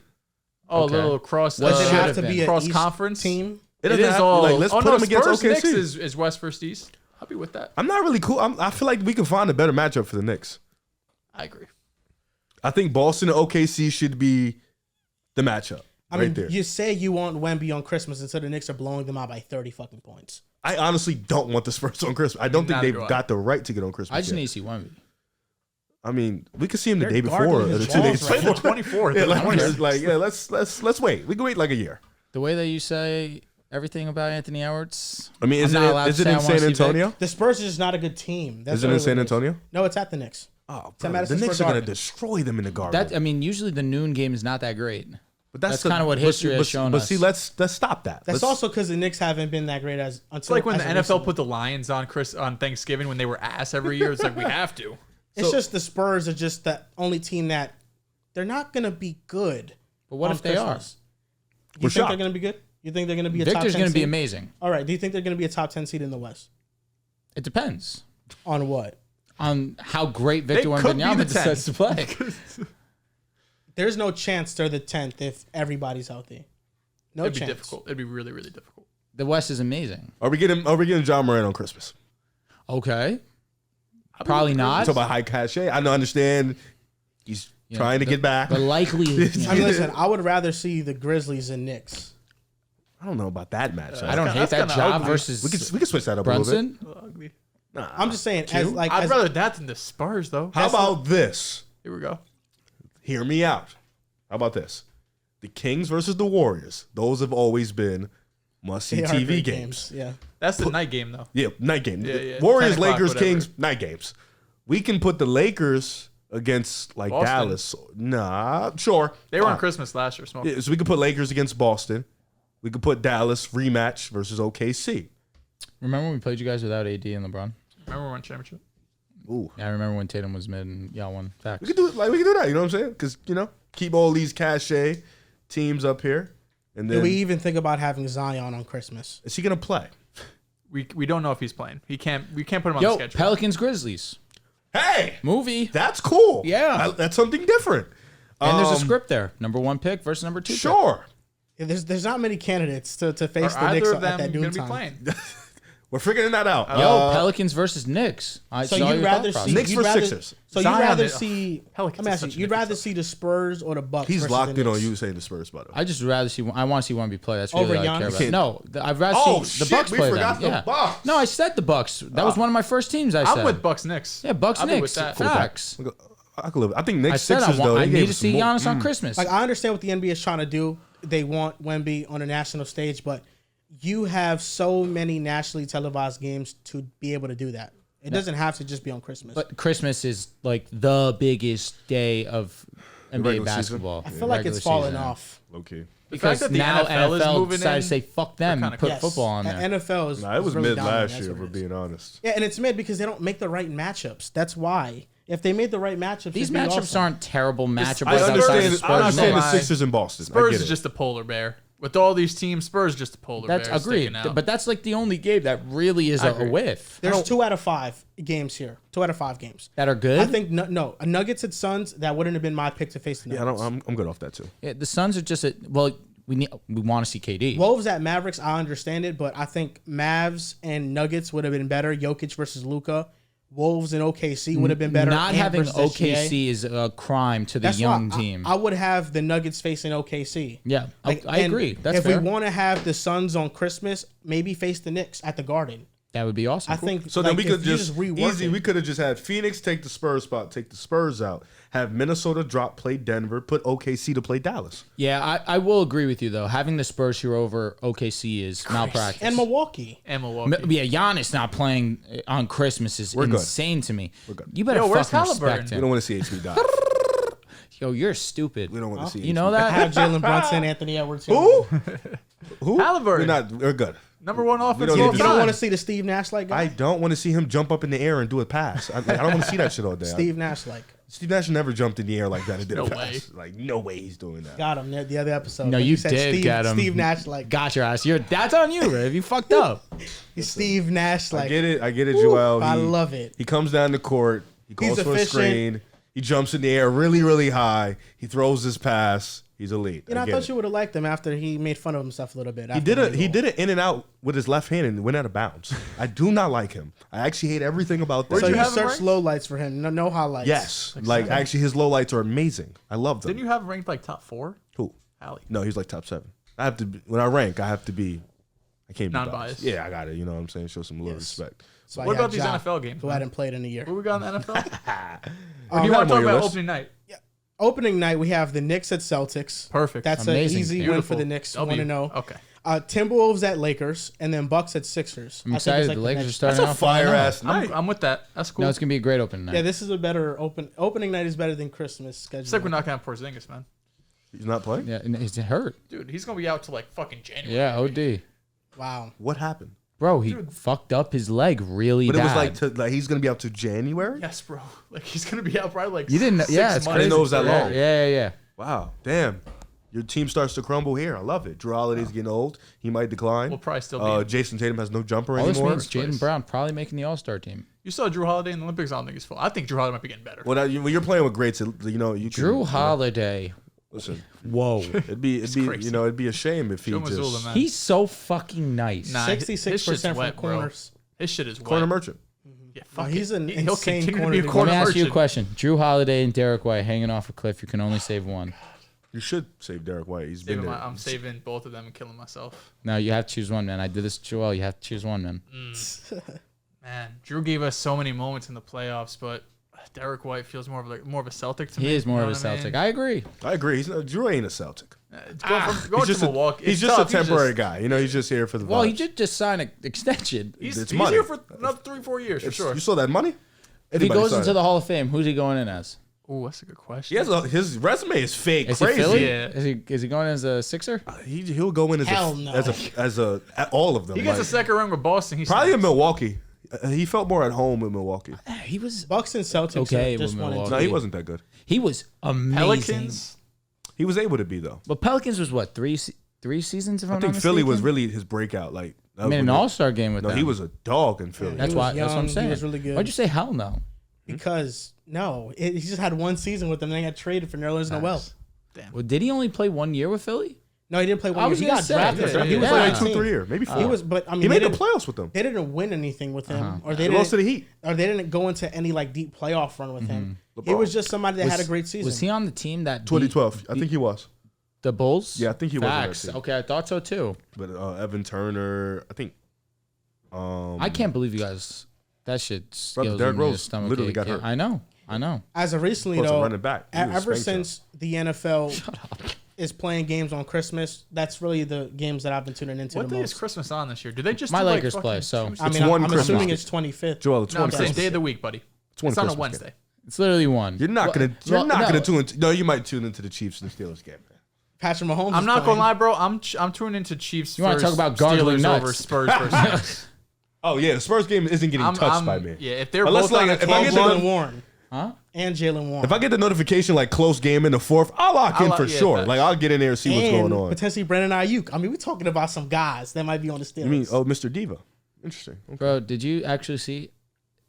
Maybe you know what? Let me look this up before I spread false information on our podcast. But did CeeDee Lamb make his header Hollywood Brown and him? You did. Did you saw what Jerry Jones said? I will do a backflip. Oh, he's off. not going to the Chiefs. No, no, Did you see what Jerry Jones said? I did see We're not that. in a rush. No. He's acting a What the fool. fuck is wrong with And him? I swear to everything I Send love. CeeDee to Philly, If we'll I pay him. see CeeDee Lamb in a Jesus, you have Chiefs enough? uniform, Oh, brother, it's CeeDee what Lamb. did he say? Send him to Philadelphia. Real. I'm We'll here pay for him that. we'll pay I'm him here for everything he that. wants. Anything. Yeah. But fucking Kansas, if I see him in a Chiefs uniform, Nah, I mean, You know what I have to do? no. I have to.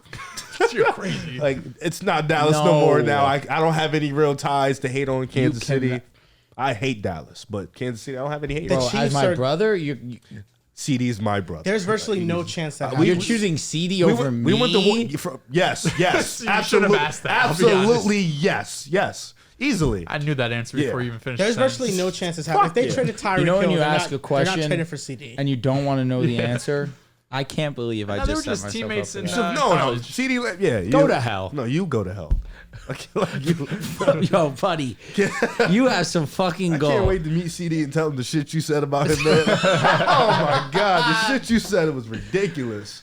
All I said was I don't know if he can be a 1. I was wrong. You were more disrespectful than He that. was right, like he I really said told I you don't no know He he was worries. just won. average. Yeah, you No, were- I said he can't be 1. That's what I said. You were like putting him at like the bottom 10 in the league as a top receiver. Like you was, yeah, I was doing that. you was acting crazy. Bottom bro. 10 in the league.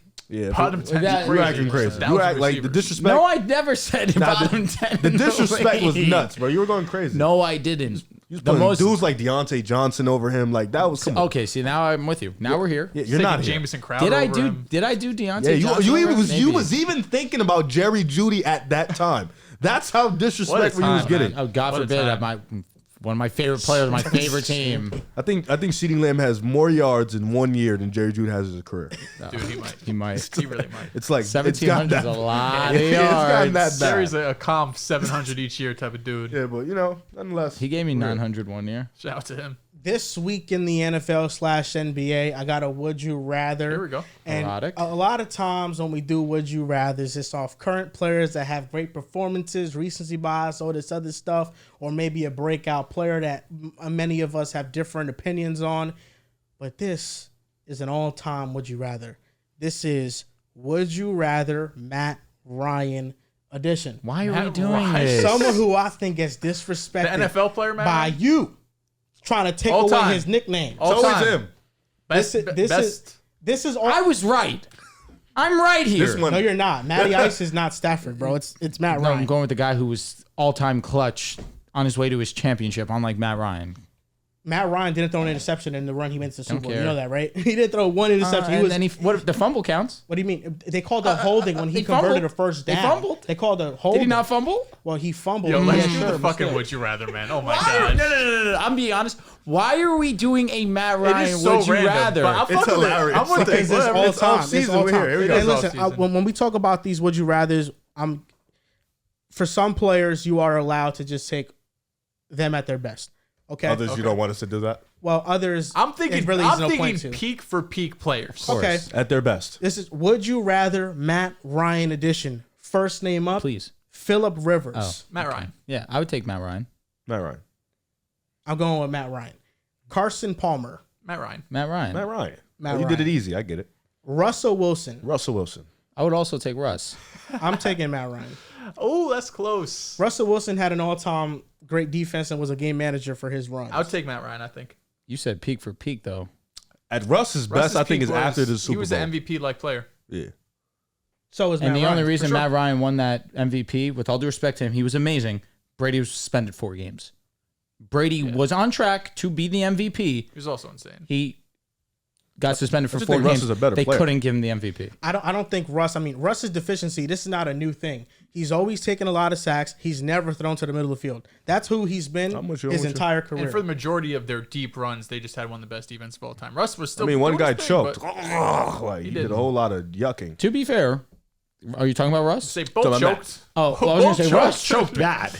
Russ had that. Nothing that is pick. ever. Nothing is ever. As Like bad. we can also I'm say not gonna lie. Fucking 23 is one, but the pick on the 2-yard line is number Number two. two. you know, I wish people go back and watch that Matt Ryan game to know that he did not choke. He played really well in that game. But whatever. I mean, if you don't score. Eli Manning. Matt Ryan. Like, just peak for peak, Matt Ryan. Eli had runs. He did. Matt Ryan. Moments. But that Had more of a 2011 career. run is one of the GOAT runs. It is. Eli runs might get him into the This is really like, Hall are you of Fame. taking this one? Because his 2007 run, he was good. The defense was all world. 2011, he was elite. They were just doing some voodoo magic with the fucking the catch on the head on the there was just some weird shit that was They happening. would just miss the playoffs in all those years in between and after. Yeah, but again, 2 Super Bowls. I'd rather miss the playoffs every fucking year. Of course. And I'm one of the not saying greatest. you're wrong. But I'll take Matt. Here. I think Matt is a better quarterback. Would I rather, in the biggest moment, Eli Manning? Cool. Nice cop out. Ben Roethlisberger. Big Ben. Give me Big Ben. I'm going with Big Ben too. Big Ben's fringe top 10 all Big time. Ben is OD. Fringe. Cam Newton. What the Matt fuck? Ryan. Matt Ryan. Cam stinks. I was talking about 2015 Easy. MVP. 2015 MVP. Stinks? He has a great peak, like 1 year. That 1 year peak was elite. OD, but like on a consistent basis. Stinks is crazy given the fact that his... You know what? I apologize. Thank you. Calling him ass and saying he stinks. Cameron- Now, is what very, if I very said mean. that? Would you have the same reaction? What you mean? You can't say that. That's what. That's exactly what he's alluding to. Oh yeah, duh. You know this though, but the type of man you are, it just doesn't. You know, He be coming for character. That's the shit that He be does, pissing me he off does. about him. he called me. You know what? What You're would I defending call him as- you? 2 weeks ago, he called me. You know Oh what? my god! You defending him is crazy, but we're here. Tony Romo. Matt Ryan. Ryan. Shout out to Tony Romo. Matthew Stafford. Matty Matthew Ice. Stafford. Stafford. Matt Ryan, I think, is a better quarterback. I think Stafford. I don't. To the people that I just know, want to move Matty on. I don't Ice. want to have a Matty 30-minute fucking Stafford I Matt think, Ryan I think argument, Matt bro. Ryan and Matt The Stafford real is Matty extremely Ice. close. Matthew No, he's not. Stafford. Nobody calls You Matthew don't think Stafford you don't Matty think Matt Ice. Stafford has more arm talent than Matt Ryan? Oh, ever without a did? doubt. There's no doubt about it. There's no. I mean, Matthew He's got Stafford. the For Mahomes, he's got it the was Super Matthew Bowl Stafford. Run. Know that. That Super Bowl run was fucking elite It was too. Matthew Stafford has one of the best arms. He's one of the most talented throwers of the That's what I'm football. I saying. swear, Plus, before he has the Mahomes, elite run. it was Matthew Stafford. I mean, The yeah. arm angles What's and the shit was argument for Matt Matthew Ryan? Stafford. I think Matt Ryan, while he doesn't have the arm of Matthew Stafford, I think Matt Ryan's arm gets slept on a lot. And what I do think Matt Ryan has the edge over in Matthew Stafford is curious. his accuracy and his touch with the football. Especially very early on, Stafford in Detroit, he was trying to Where's throw. his peak for peak? He was trying to throw This rockets. is peak for peak. This is peak I'm for peak. talking about career also. Like, I mean, Matt Ryan peak was the MVP of the league. That's what his peak Fringe was. And Mickey the Mouse. team that he brought to the Super Bowl, they had one of great the team. worst defenses in the NFL. They were 28th that year in the NFL. And for most of his career, he was like Matthew Stafford in Detroit. Atlanta was not a great franchise. Remember that game they lost to Nick Foles? Oh, yeah, the Eagles were different that year. But Matt Ryan with the Falcons, I mean, they were not a great franchise. As a rookie, he brought them to the playoffs, and he won Offensive Rookie of the Year. Like, Matt Ryan carried a pretty mid-Falcons team for the majority of his career. It's a shame, man. Oh, yeah, no. Maybe history rewrites itself. He won the Super Bowl. Is Matt Ryan a Hall of Famer? I think he's without a doubt. Might Hall be of a Famer. first ballot. He's top 5 all-time in passing yards. Okay. Yeah, I think he's without a doubt a Hall of Famer. So Matthew Stafford's the last one. Oh, yeah, it was the Yeah, last yeah. one, yeah. Come I on. No just- Patrick I just- Mahomes. No, only eight names. Guys are nut. You don't got a quarterback as good as Patrick Mahomes in your franchise. I don't. You have the same franchise. Basically, every franchise doesn't. Nah, he really needs Jesus Christ. I swear, I blame you. Shit like that, I blame you. Yeah, I blame Why? you because you have such a short leash when it comes to. Short is the complete polar opposite. Such a long leash when it comes to. Yeah, I fuck with this team, but I really fuck with this team because of this player. I like the Pistons because I like Kate Cunningham. was doing the He's NFL shit football- before me. Nah, I don't want to hear that, man. I don't want to hear it. I don't want to hear it. I don't really like, but I don't like the best of the best in NBA. To be fair, You just said Cooper Flag wherever he goes. That's your I next picked him squad. early. I'm here with Cooper Flag. You guys a penalized me Celtic guy. for calling breakouts. I like the fucking Tatum guy. Pistons. I'm with him. Are you talking about Patrick Mahomes? Mahomes was a given. Like he was him. Okay. But you guys did not think Joe Burrow could be one of the elite quarterbacks in the league. Y'all did it. Y'all did it. I have footage of y'all saying y'all did it. What's the?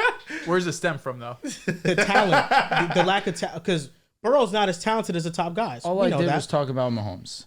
Because you said you don't have a quarterback as good as him in your franchise's history. Talking about He doesn't. Talking about He the doesn't. franchise. There's only one franchise. Name me your last 5 starting quarterbacks. There's only one franchise Aaron you can Rodgers? semi make a argument for. No, I mean, listen, we know Mahomes is like that. 3, low key, because Peyton Manning played for 2 teams. You can't make an argument for Peyton Manning. I can. No, maybe longevity. Brady's the only course. dude in talent for talent. I think Mahomes. He's is a better. choker. All right, My this week in the NBA is Another still stupid game. Olympics related. It is a little stupid, but a little Olympics fun. over, man. Stupid. Olympics are over, and I you know upset that about if that? you are a Celtics / Jason Tatum supporter, you're extremely happy that they are we over can play real because you're done basketball now. crying and weeping. Not this stupid ass FIBA game. No, Jason Tatum, you don't get any minutes. You're the best player in the world. How does it feel knowing it wasn't Get over chips on the yourself. table? Everybody's healthy and rested. Tatum is probably one of the worst players on the team. I hope Tatum doesn't play in 2028. Oh my God, shouldn't. he's so disrespected. They should go He out shouldn't there. play. Yeah, let's should play for a fucking- different country? Let Hallie run it. Let's see what happens. Go get He citizenship should go in Brazil. He's gonna be gonna play for a different team. Like Take the Embiid route. shellacking. Yo.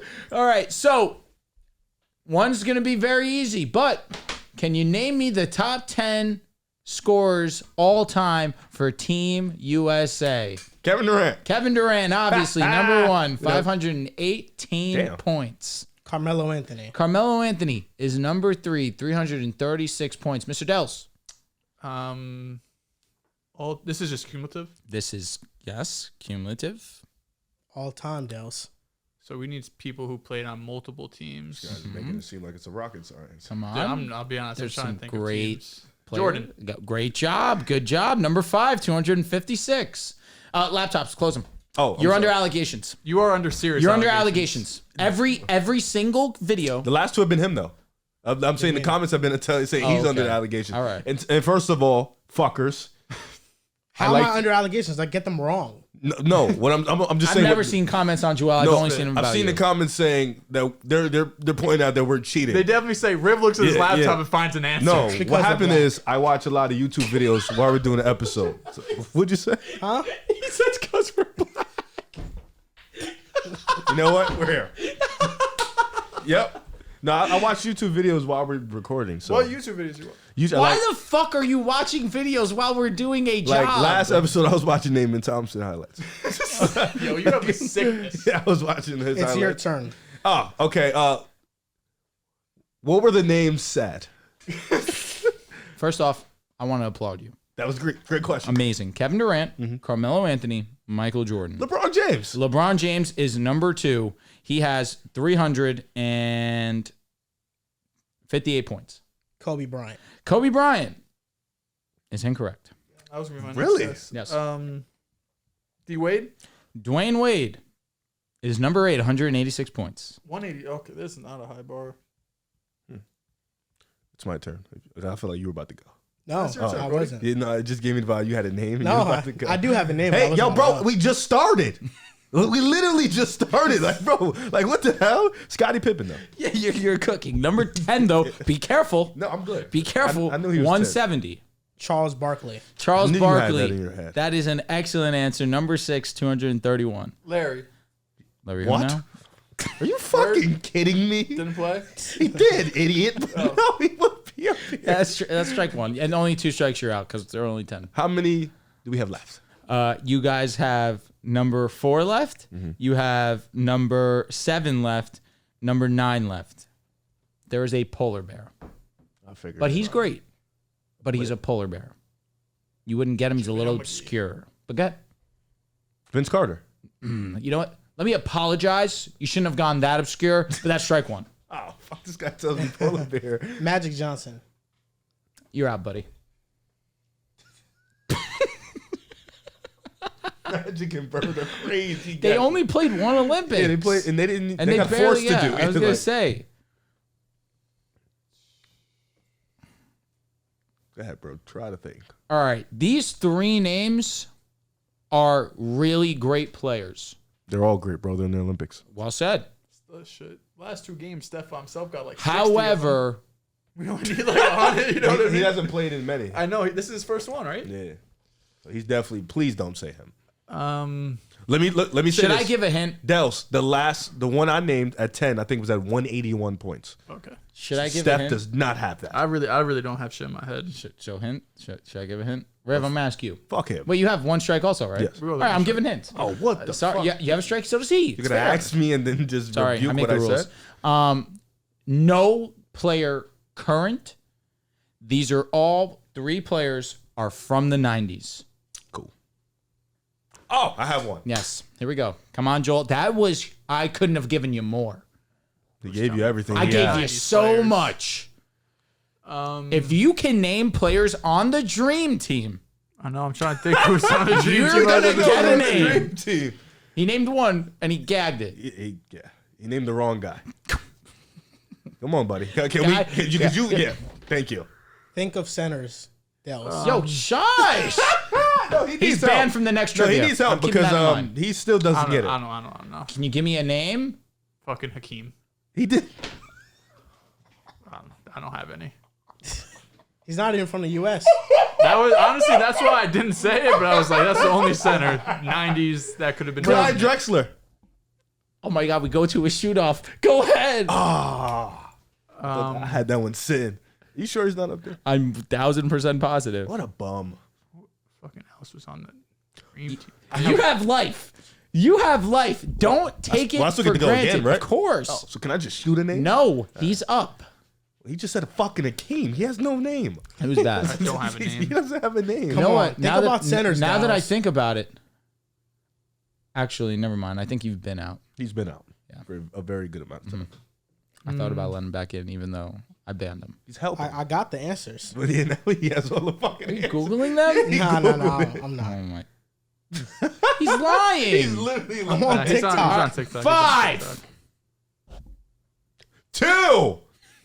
I need an answer. Fucking right. Bill Cartwright.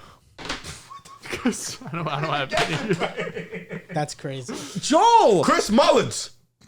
Bang, bang. Are you fucking kidding? I couldn't Bill think of Cartwright a was center. nuts. Center. And then Hakeem back to No, back. Hakeem, I thought was bad. and then Bill Like, I thought Cartwright. that was horrible. Bill Cartwright is horrendous. Dehls, Centers, all that's you all had I to do had. was think of the center of my favorite team in the 90s. Yeah, it was not Patrick Ewing. Oh. I'm just giving him a center. I didn't say the I answer. got the answers. All right. We know it's David Robinson. Okay. Yeah, you had to pick the other big from the Dream Team. Great job. David Robinson, number 4, 270. Number 9 was the guy that we can't talk about, 171. Oh, that guy. Yes. Karl Malone. Okay. But yes. We're not talking about him. We're just naming him. Good point. All right, Riv, you got something for me? I actually do have a little fun game, but I did want to find this stat because I thought it was interesting. Drew Holiday walked into very rare company. He is one of 2 players who has an Olympic gold medal and an NBA title in the same year twice. And the other player was Scottie Pippen. So he's done it with the Bucks. That's the all-time Celtic. No, what? It's an all-time Celtic. Oh, you talking about Drew Holiday? Yeah. Oh, okay, yeah. Drew Holiday done it with the Bucks in 2021, won the ring, got the gold medal, and then has done it again. Scottie Pippen did the same thing. So yeah, his Hall of Fame, like we were talking about before, his Hall of Fame cases getting locked in. Like Facts. it's making. He's got a case. better chance of making the Hall of Fame than DeMar DeRozan does. That's unfortunate, DeMar DeRozan. I'll be honest, because he's probably been a better player, right? Like maybe, in sure, cool. totality. Here we go. I have a blindly ranking. Okay. Who's taking the charge on this one? I think you know. You? You guys gonna know come what on you're going this to do ride? on my back. Apparently, you have me figured out. I'm So going to let's- go. See, here's the thing. He said that. Let the record show I don't. I just know what the fuck I'm doing. Okay, so let me just get the names in order. Well, not the names, but okay. So this is blindly ranking NBA players that have attended the College of Kentucky. Basketball? Yes. Obviously. I said NBA. I didn't hear that. Apologize. Wouldn't Here. it's on NFL. All right, guys. I'm be honest. We got 6, right? 6 spots. It's always A lot For of me, great it's always names. 6. Here we go. I will say there is a lot of great, a lot of fuzzy. I can go any way with this. I'm nervous. First name up, Jamal Murray. So 6. should we rank this based on their time at Kentucky or their time? No, in the this league? is them in the NBA, NBA. NBA. Yes, this Yeah, is for NBA, but they all went to Kentucky. Hear me out. Hear me out. Let's talk here. Let's say we get Fox. Let's say Fox. Let's sit on Fox, even though Malik Monk's still an option. Well, Kentucky, we got John Wall, we got Correct. Fox, we No, got no, DeMarcus some dogs. Cousins, There's some dogs. But I say that. Anthony Davis. Let's say we get Malik Monk, Tyler Eulis. right? That's 6. You can get Tyler How about Eulis. 5? I say 5 just for an obscure name. Just give us some space. and Yeah, cushion. 5, an right? obscure name All right, could come. We go with 5. Here we go. Okay, so Jamal Murray is sitting pretty at 5. Karl Anthony Towns. Okay. Hear me out. 4. I'm cool with 4. This could be 6 too. Nah. It could be. No, I'm waiting but for a I name. still believe Malik Monk's coming. That's crazy. We'll go with 4. Get your mind in the fucking gutter. So Cat is sitting pretty at 4. DeMarcus Cousins. 3. Hot take. 6. Oh no. If we're basing off his NBA career, not at DeMarcus Cousins' best, oh yeah, his peak. But is this what it's off their So best? who thinks a better player? I mean, if we're Is saying he peak, overrated? shit, no. DeMarcus' peak. He's overrated when it comes to talking about him against guys like Jokic or Embiid. But he's not overrated for how good he was. He was I'm the cool with best 3. center in the league at If one we're point. saying just peak for peak, I think he's peak for peak better than Cat and Is Jamal he a Murray. great defender? No, he wasn't. Actually, off. He was giving you fucking like 28 a And night. his efficiency actually wasn't great either. No, he's taking jumpers. Yeah. I'm going to be transparent. This could be 6. Cat's a better player than him. There is no way. Yes. There is no way in hell at their best I'm building a team around Jamal Murray over DeMarcus Cousins. At their best, Cousins wasn't like game-changing great. But again, you want to go 3? I'll level. I'm going DeMarcus Cousins. All right. Buggy. Here we go. This is, again, now it's off my back. Just We're saying. coming on his back. Now, now. and now we're all on Joel's back. Bam Adebayo. 2. See, that's a perfect fucking 3. All right, 2 it is. 1 and 6. 2 it is. Love that. That would have been a. But you said you were getting Malik Monk. We still can. Devin Booker. Number 1. One. Wait a minute. We're fucked. I knew we should have put him 6. You said wait for Malik Monk. I know that, but then can't be I did say we're waiting on Malik Monk, but then when I heard Boogie, I said 6 So you thought we weren't gonna get Malik Monk because at that point. we still can get Anthony Davis. We still can get. That's really who I'm waiting on. That's why I'm. Who we upset. got? So you have him at 6. No. Devin Booker. No, No, he's One. one. Oh, He's I'm one. so sorry. All right, yeah, cool. So That's- the last spot is 6. Yeah. so We need a bum. to round If it's off Malik Monk, we're here. your top Sadie 6 Ricks. guys that have attended the University of Kentucky. Number 1, you guys put Devin Booker. Number 2, you guys put Bam Adebayo. We had it. I love the Bam Adebayo had respect, it. by the way. Number 3, you put Boogie Cousins. Number Terrible. 4, you put Cat. Number 5, you put Jamal. And the number 6 guy that automatically has to go there is SGA. He gave us the most. You said Malik Monk was coming. I I Beat it again! we said could you have had figured me Jamal out. Murray 6. I wiped it away. You should put when Cat at I 6, I'll be said honest. Boogie to 6. After that, I was conceding. Cat at Fuck you, 4, we don't fuck get y'all. Malik Monk. Cat at 4, fuck ya. Should have put Cat at 6. It was gonna be over anyway though, because if we put Not true. we Because put- Bam would have been 3. It was a perfect 3. We could have put Devin Booker 1 still, and then SJ could have gone 2. okay, You could have been just mildly wrong. Mildly wrong. Now you're just like, We're dead wrong. This shit's not even getting posted. yeah, this is dead in the gutter for sure. Yeah, SGA I was at waiting 6. on Malik Monk. Don't know why Stop that it. kept. I already told you. Once we put DeMarcus at 6, Malik I was don't know out why of my Malik Monk head. kept getting brought up. I'll be honest. Once you heard, because I could have put a lot in there. I could have put Fox. Could have put John Wall. Again, we can't Could have put mention Rajon this. Rondo. I could have put dudes. There's really could have put a lot AD, of but players AD you would have been could've too easy. Could You have put Kevin Devin Knox. Booker. Came off the bench. Could have put Michael And SGA. Had the Gilchrist. sneaky. You really could have put a lot of bums. Yeah. I was thinking about putting Willie Cauley-Stein. I was ready for a bum. the way the shit was going. The like, bum of the group, I guess, even though they're all really good players. now it's better off sending you the great players and then give you the really great at the end. You know, to fuck you. I had it. I'm just saying. I don't think he had it. You did He it kept good. saying Malik Monk. Yeah.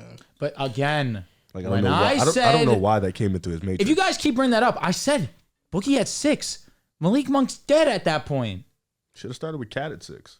No. No, yeah. At that point, he would have been right about the placing, but he wouldn't have been right about expecting Malik Monk. Facts. Yeah. But I wasn't right about the Jazz the last time we did it. I was right about a mid team. No, yeah, no. We would have got it. My mid good. player I felt was DeMarcus Cousins. DeMarcus could I be gotta start last year. feeling my vibe. I mean, if we talk about totality career, he is last. Yeah. DeMarcus. We were going peak for peak, I think. though. I think like peak for peak, he's the highest, maybe 4. You want to talk about empty stats? Like, is he better than Cat? Sure. Is he? Like, sure. How do you feel? DeMarcus Cousins is not empty stats. He isn't like stats. I mean, that are impressive. kinda. He was giving like 25. He was on a 13, situation bro. that was losing, but when he went to the Pelicans, They were good. they were really good. until he got hurt. He got hurt. They were good though. Yeah, they were dope. that's They were true. good. Never stay healthy. You look at the rosters right now. I'm playing a franchise in NBA 2K, and I'm starting in the 2010s era, the LeBron era. I'm playing as the Lakers, and I've traded by Andre Iguodala. I traded for Andre Iguodala, by the way. I faced the Kings my first game of the year. Beno Udrih, Omri Caspi, Dante Green. Yeah, it was pretty shit, Ross. I mean, DeMarcus Cousins has some, and Tyreek Evans. The Kings you know. were in the mud for a reason. I mean, yeah, their rosters were terrible. DeMarcus Cousins had no chance. Sabonis saved their franchise. Holy shit. I don't know about that. Save their franchise is nuts. Top 10 teams in the NFL. I got this week in the Okay, NFL. go ahead, Dehls. Good God. It depends how gross you guys want to get. I want to do a hoop grids with y'all. Let's do it. Wow. I like that. How nasty you guys want to get? Because a couple You days know ago, me. shout out to Carson. I eat a butt. Shout out to Carson on Nerd Sesh. Did one of the grossest hoop grids I've ever seen. I have that hoop grids. Say it right. Get off my dick. Yeah, you didn't acknowledge none of my tweets when I was tweeting on you was on vacation. Oh. Yeah, I was tweeting at you every day. I man. ignore you a lot. Yeah, I don't like that, man. So do you guys want to get real gross? And this is the real gross one, Mm-hmm. right? So I'll give you just one row. Less than 1,000 minutes played in their career, paired with played less than 100 games in their career, 5% or less from 3 in a season, less than 200 points in a career. Anthony That's how Bennett. nasty we would get if we did this one. Anthony Bennett. Do you want to do this, or should Hell I do? no, but I would should like to do, know if that was They correct. also have like a Heat/LeBron one that maybe just a bit easier. Let's do the mild one, but can you see if that's right though? I'd like to do something that takes us like 5 or 10 minutes. Okay, at most. okay. Just check if that's right though. Anthony better for which one? Less than 1,000 minutes and played less than 100 games. Yes. Yeah. Let's see if that's. Remember when we did that hoop grid for the Patreon and we were horrendous? Incorrect. Oh, that's. Oh, fuck. It's a long process. They had a LeBron one. Let's do it. Okay, it's more like Heatles type LeBron. Okay. This is So where I can cook. LeBron and Mario Chalmers teammate. Birdman Anderson.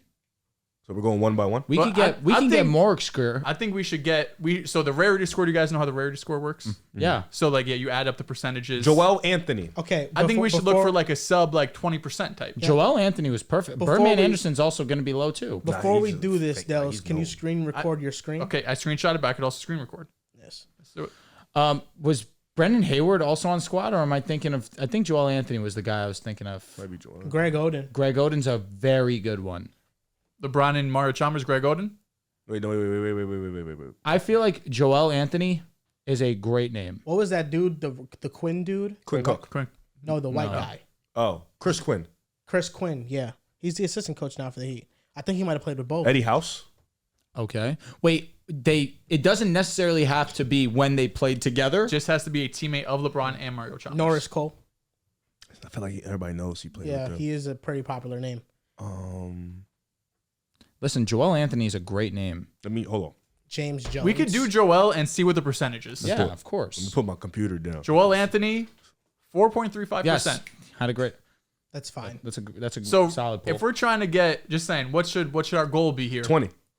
Okay, so Under if it's 20, we have 9 slots. That means you need like 2 to 3% on 25. all of these. 25. Okay, Under 25. okay, so you need about 3% on all Let's of these. just get through it, man. All right. LeBron James teammate and Ray Allen teammate.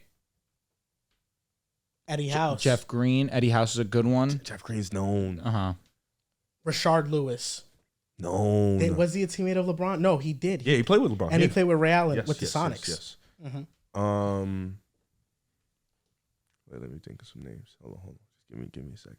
Do you want me to check these percentages, or do you guys just want? No. to We wait? gonna Okay. free. We don't want to. We gonna free flow it and see how we get it. Get it how we get it. You know. You could put Greg Because Oden. it doesn't just have to be the Heat. He could have played with Ray Ray Allen in Seattle and and LeBron LeBron in Cleveland And or Celtics, Miami, yep. yeah, all that. That's a good point. Rajon Rondo. Yeah. Facts. Put that That's too again. That's easy, easy. yeah. We trying Kendrick to get, Perkins played with LeBron. yeah, he I was he thinking played Perk, with but- the big in Boston. We need low percentages, so we need like some low cut names. We could do Eddie House. See Okay. what Eddie House is. Eddie House is 1.64%. You Well done. cooked. Well Okay. done. LeBron James teammate and also played for the Miami Heat. Okay, so this is in that tenure. Continue. No, you cooked. Fuck him. Okay. Just to make sure I got it right. LeBron James teammate, but he also played for the Heat. Darrell Wright. Did he play during that time? He played with Dwayne Wade the year Dwayne. before. Yeah. Fuck. Okay. Did Rodney Hood play for the Heat? After. But that's Yeah, he just had to play on the Heat That's at some point in perfect. their Oh, career. okay. Rodney Hood is a great. So if it's just Heat players, Just Heat players and team of LeBron. Tyler Shabazz Johnson. Napier. Okay, that's a good Tyler one. Johnson, Tyler Okay. Johnson. Shabazz Napier. That's Yeah. a good one. Shabazz is a great one. Yeah. Tyler Johnson is incorrect. He played on the Shabazz Heat. Napier didn't play with LeBron.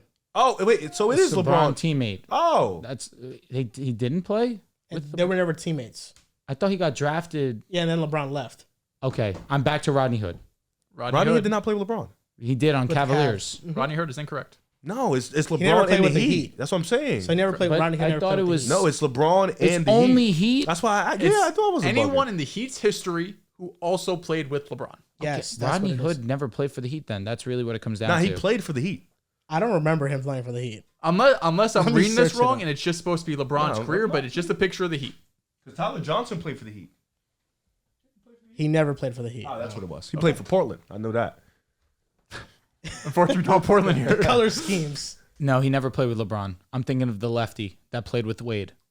Deion Waiters. Bang. Dion Waiters. Bang. Wait, did he play with LeBron? Yes, he did. 2.88%. Okay. Well done, Riff. We're Teammate of D Wade and Mario Chalmers. Okay. Darrell Wright. Okay. Wait. Hold on, Wait. hold I on. don't remember if he played with Chalmers. That's the thing. Michael Beasley.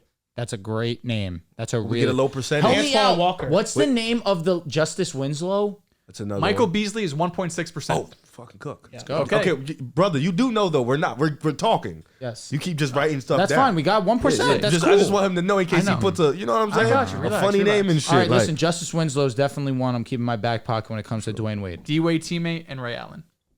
I don't know if he it played with wasn't. Ray It Allen. wasn't. Yeah. Interesting.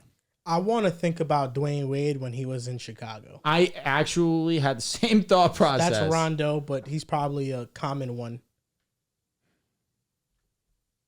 Was Nate Robinson on that Bulls team? He wasn't, right? No. So just so you know, we're at a 10.5% rarity All score. right, we're doing well. 5 left to go. All right. Okay. We're here. We got 15 spots. 15 20. points. The dream of 20. So wait, it's is D on the Wade Cards. and who? It's in the cards. You need like a D point Wade fiver. and Ray Allen. Do we let Birdman Anderson fly? We can save it. We can save it right now. Okay. See if we can find a better name. Wait, because Can you put that in and then we give you a better name? Rashard Lewis is another one. Rashard Lewis isn't a bad one at all. Chris Anderson is 4%. Let's try to find We a can better find one. a better one. What's Rashard Lewis? Yeah, let's see. Let's see.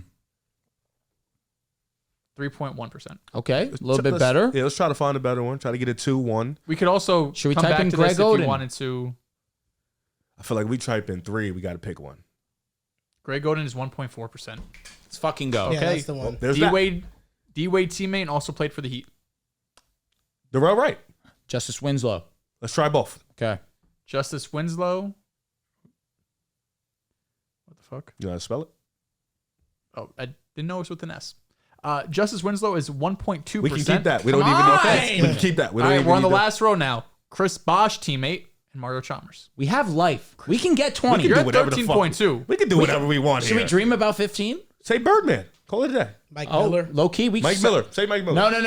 Mike check Miller's it. gonna be way too high. We can check it. Agree, but let's do Birdman first. Okay. We can check both. Mike Miller's gonna be so high. bet you Chris it's at Anderson 5. is 9% for this I one. apologize. I bet you Mike's at 5. All right, let's see. Mike Miller. You know how to spell it? No, I saw that one. You know why? 4.4%. I'm shocked. I am shocked also. Put Mike Miller. We can call it a day here. Should we type in Norris Cole? Try it. Did we use him already? No. No. No. We have not. Norris Cole is at 4.5. So We can use either or. No, we're trying to keep the dream. What are we at right now? Mike Miller was a tad better. Right now you're at 17.65 rarity. Do you want to stay under 20? How many more do we need? Two lefts. Let's Right now, try to stay so under right now 20. your highest percentage ones, Joel Anthony at 4.35 and Mike Miller at 4.45. Everyone else is 3% or lower. Okay. So, okay. So Damn. next is I don't love that 4%, man. We could try to get another one. All right, we'll come back to so it. Chris Bosh and Ray Allen teammate. I want to think about Chris Bosh in Toronto. Did we send Rashad Lewis trying to for think one too. already? No. Okay. He played with Rasul both. Butler. Ooh, try it. Rasul Butler. Incorrect. Fuck. Did he play with Ray Allen? Probably play with not. one He of them. played with Bosch. He played with Bosch, yeah. If Dwayne Wade and Chris Bosh, this would work perfect, though. Yeah. Try Chris Quinn. Man, who was on those Raptors teams No. with Bosch? Played for Chris Bosh and Ray The thing is, Ray Allen retired after they lost in 2014. Allen. Yeah, he only played 2 years there. He played 2 years. I'm trying to think of. We could also, if you want to come back to this, we could also do Chris Bosh teammate and also played for the Heat Okay. Rasul Butler. for that one. He played for the Heat, I'm pretty sure. Incorrect. Shabazz Napier? Fuck. I don't think Yes. he played with Ray Allen. No, but that's Chris Chris Bosh. Bosh and Oh, team. try it. Napier is 1.3%. Use it. Come on. Okay, so you have one spot left, but if you use this spot, it's over, right? So if you want to go back and change, you have to do it now. The one we have to change is the 4% for Bosch and the top Mario. right. What Yeah. percentage are we at? You're at 18.9. I don't think we need to. You're not going to get under 20. You're going to need a 1%er We need a for 1%. this. I thought we was doing have to 25. No, no, no. 20 's We're the going 20. 25. We got to live now. Okay, so Come let's on. go back. Let's go back. All right. Do we go back or do we clutch up right now with Let's a 1%? fucking clutch up. Oh, what's the highest percentages that we have right now? Joel Anthony, 4.35. Mike Miller, 4.45. And Deion Waiters at 2.8. For the clip, we have to send this right now. We need to clutch up. Let's clutch up. It's either we get it or we don't. Chris 1 Bosh, point what? Ray Allen teammate. How You much? need under 1.06 and under. 1.06. We need a heater. It would be your best one yet. We need a heater. All right, so it's Chris Bosh and who? Ray Allen. And I can't check these too. I know. Because once know. I That's press okay. select, That's all right. GG's.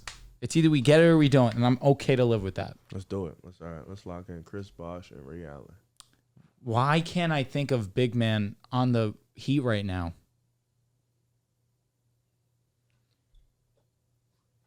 I'm trying to think of So Ray he- Allen's other tenures. I was gonna say, or Chris Bosh, Toronto. You're gonna need to get in the gutter for The this. issue with that is how many of them linked up again after, because Ray Allen was with the Supersonics, the Bucks, then the Heat, and Boston. The overlap between Ray Allen and There's not a lot of teammates. and is what you're Bosh is saying. so small. Yeah. You really have to go to the end of the bench for Miami. Or just think of if they played in Seattle, and then they went to Toronto to play with Chris Bosh. Facts. Does that exist? That would be an insane pull. Or Milwaukee. Or Milwaukee. Yeah, Ray Allen played in Milwaukee. Well, Milwaukee, his best teammate was Sam Cassell. Outside of that, Wait a minute. was it Glenn Robinson? Glenn Robinson played for those Bucks. Yeah, I think it was. And I think he might have played for the Raptors. I don't know if he played for the Raptors. I could check if it's incorrect, nothing happens. You know what I mean? Yeah, check Glenn Robinson. I'm praying it's not. Praying it's incorrect. But if it's right, honestly, how many? Incorrect. Ooh, okay. we have only like 1%. Yeah. I can't think of a big, bro. It's pissing me off. No, there's one big that did not get I a know. I can't think of his name either. It's not Brendan Hayward. He was on. Is his name like Jamal McGleer? Jamal McGlure. Oh, wow. Hey, That's we're here. it? That might be it. I hope you know how to spell it. I don't either. know. Maglo. You should stop there. It should pop up. Oh, 2 A's. Incorrect. Okay. All right. We can live with that. Dexter Pittman. Try it. You might have Are you cooked. just naming guys? No, he was at the end of the bench. Dexter Pittman is correct. 1.13. That was so fucking Damn. close. Your rarity score is 20.07. You guys cooked though. Hey, Joel, that was a good one. Dexter Pittman. Dexter That Pittman. was a good cook. That's a good pull. I don't care. 11 minute minute screen recording. We're going to have to airdrop that bitch. Top 10 teams in the NFL. We did cumulative rankings for this top 10. A commenter commented a while ago when we started our power rankings. This is how we should do it moving forward. So it's easier to keep up with. We did not do it for the other parts of the power ranking, but we did it for the top 10 because that's what matters the most. So the top 10 quick fire. Number 10 is the Bengals. Number 9 is the Packers. Number 8 is the Bills. Number 7 is the Texans. Number 6 is the Jets. Number 5 is the Eagles. Number 4 the Niners. Number 3.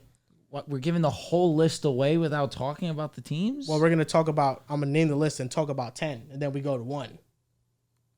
How did you we're just accumulate giving it this? away, though.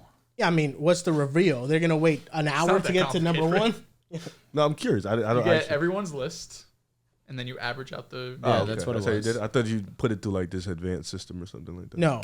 Just average. So the Lions are 3, the Ravens are 2, and the Chiefs, of course, after winning the Super Bowl, are number 1. Of course, this is cumulative. We all had these teams in different places. Starting off with number 10, the Cincinnati Bengals. We spoke about Cincinnati the last show because I had them at 11. So 10 here, not too much parity. I'm not too mad at it. But when I do think about the Cincinnati Bengals, like you alluded to a little bit earlier when talking about your preseason takeaways, I am concerned about the defense. I'm concerned about their interior, especially when it comes to that rush defense, because you lose DJ Reader to the Lions. Now you're really at a huge disadvantage when it comes to that, where you already weren't a great defense last year. You were a young secondary, especially after losing Jesse Bates to the Falcons, and now he solidified himself as one of the league's best. But you're building something in the secondary. But your defensive line, outside of Trey Hendrickson, you don't have real presence to get to the quarterback. I do have my concerns about the line. Outside of that, though, this offense is going to be fun. Joe Burrow's now on a mission. God willing, he can stay healthy. That is going to be the big lookout for the Bengals this upcoming year, because now we have 2 seasons under Joe Burrow's belt where he hasn't been able to play for a full year. We have the Jamar Chase contract situation going where he's been present at practice, but this most recent practice wasn't present at all. T. Higgins now in a contract year. You lose Tyler Boyd, but you bring in Burton. You have this offensive line that you did just draft Demarius Mims. There's footage of Joe Burrow having time in the pocket, actually, for the first time in a while, but now Demarius Mims gets banged up. You're going off the star power that is this offense when ranking the Bengals so high. Winning in the National Football League is predicated off scoring points, of course, but you do also need to have the defense to pair with it. The Bengals defense, to me, is a wait and see, but of course, they have so much offensive firepower that you trust that they're still going to get the job done. So again, I have not too much issue with number 10. Joe Burrow said at a point in What about time your that Bengals, bro? as long as he is on the Bengals, their window's going to be open. And I feel the same way. You know, he's been the only quarterback that's been really successful against Patrick Mahomes and the Chiefs. He's beaten them. He's 3-1 against them. Nah, you're not a part of the bro club. That's okay. I'm sorry. Yeah, you're not. But I agree with you about their defense falling off. Trust me, I'm not mad. Because that was more for jokes. Because the defense 2 years ago. Now we get sensitive about Burrow. Yeah, just a little bit. Nah, you just said Tua was gonna have a better career. You can't, So far, so good. You can't come. So far, so good. Good. So far, so good. Just led the league in yards. This guy can't stay healthy.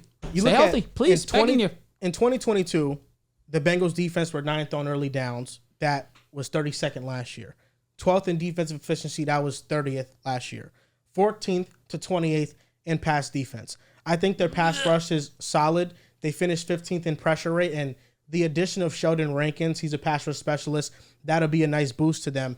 But really, what I struggle with the most is that they are counting on a lot of young players on defense to take leaps. And I think some are possible. I think Myles Murphy, it's possible. I think Dax Hill now playing corner, it's possible. But who is going to step up as a run defender? Because Sheldon Rankins, over the past 2 seasons, the Bengals have been number 1 in yards per carry, number 1 in EPA per rush when he's been on the field. That's dropped to 32nd in yards per carry and 31st in EPA rush when he's been off the field.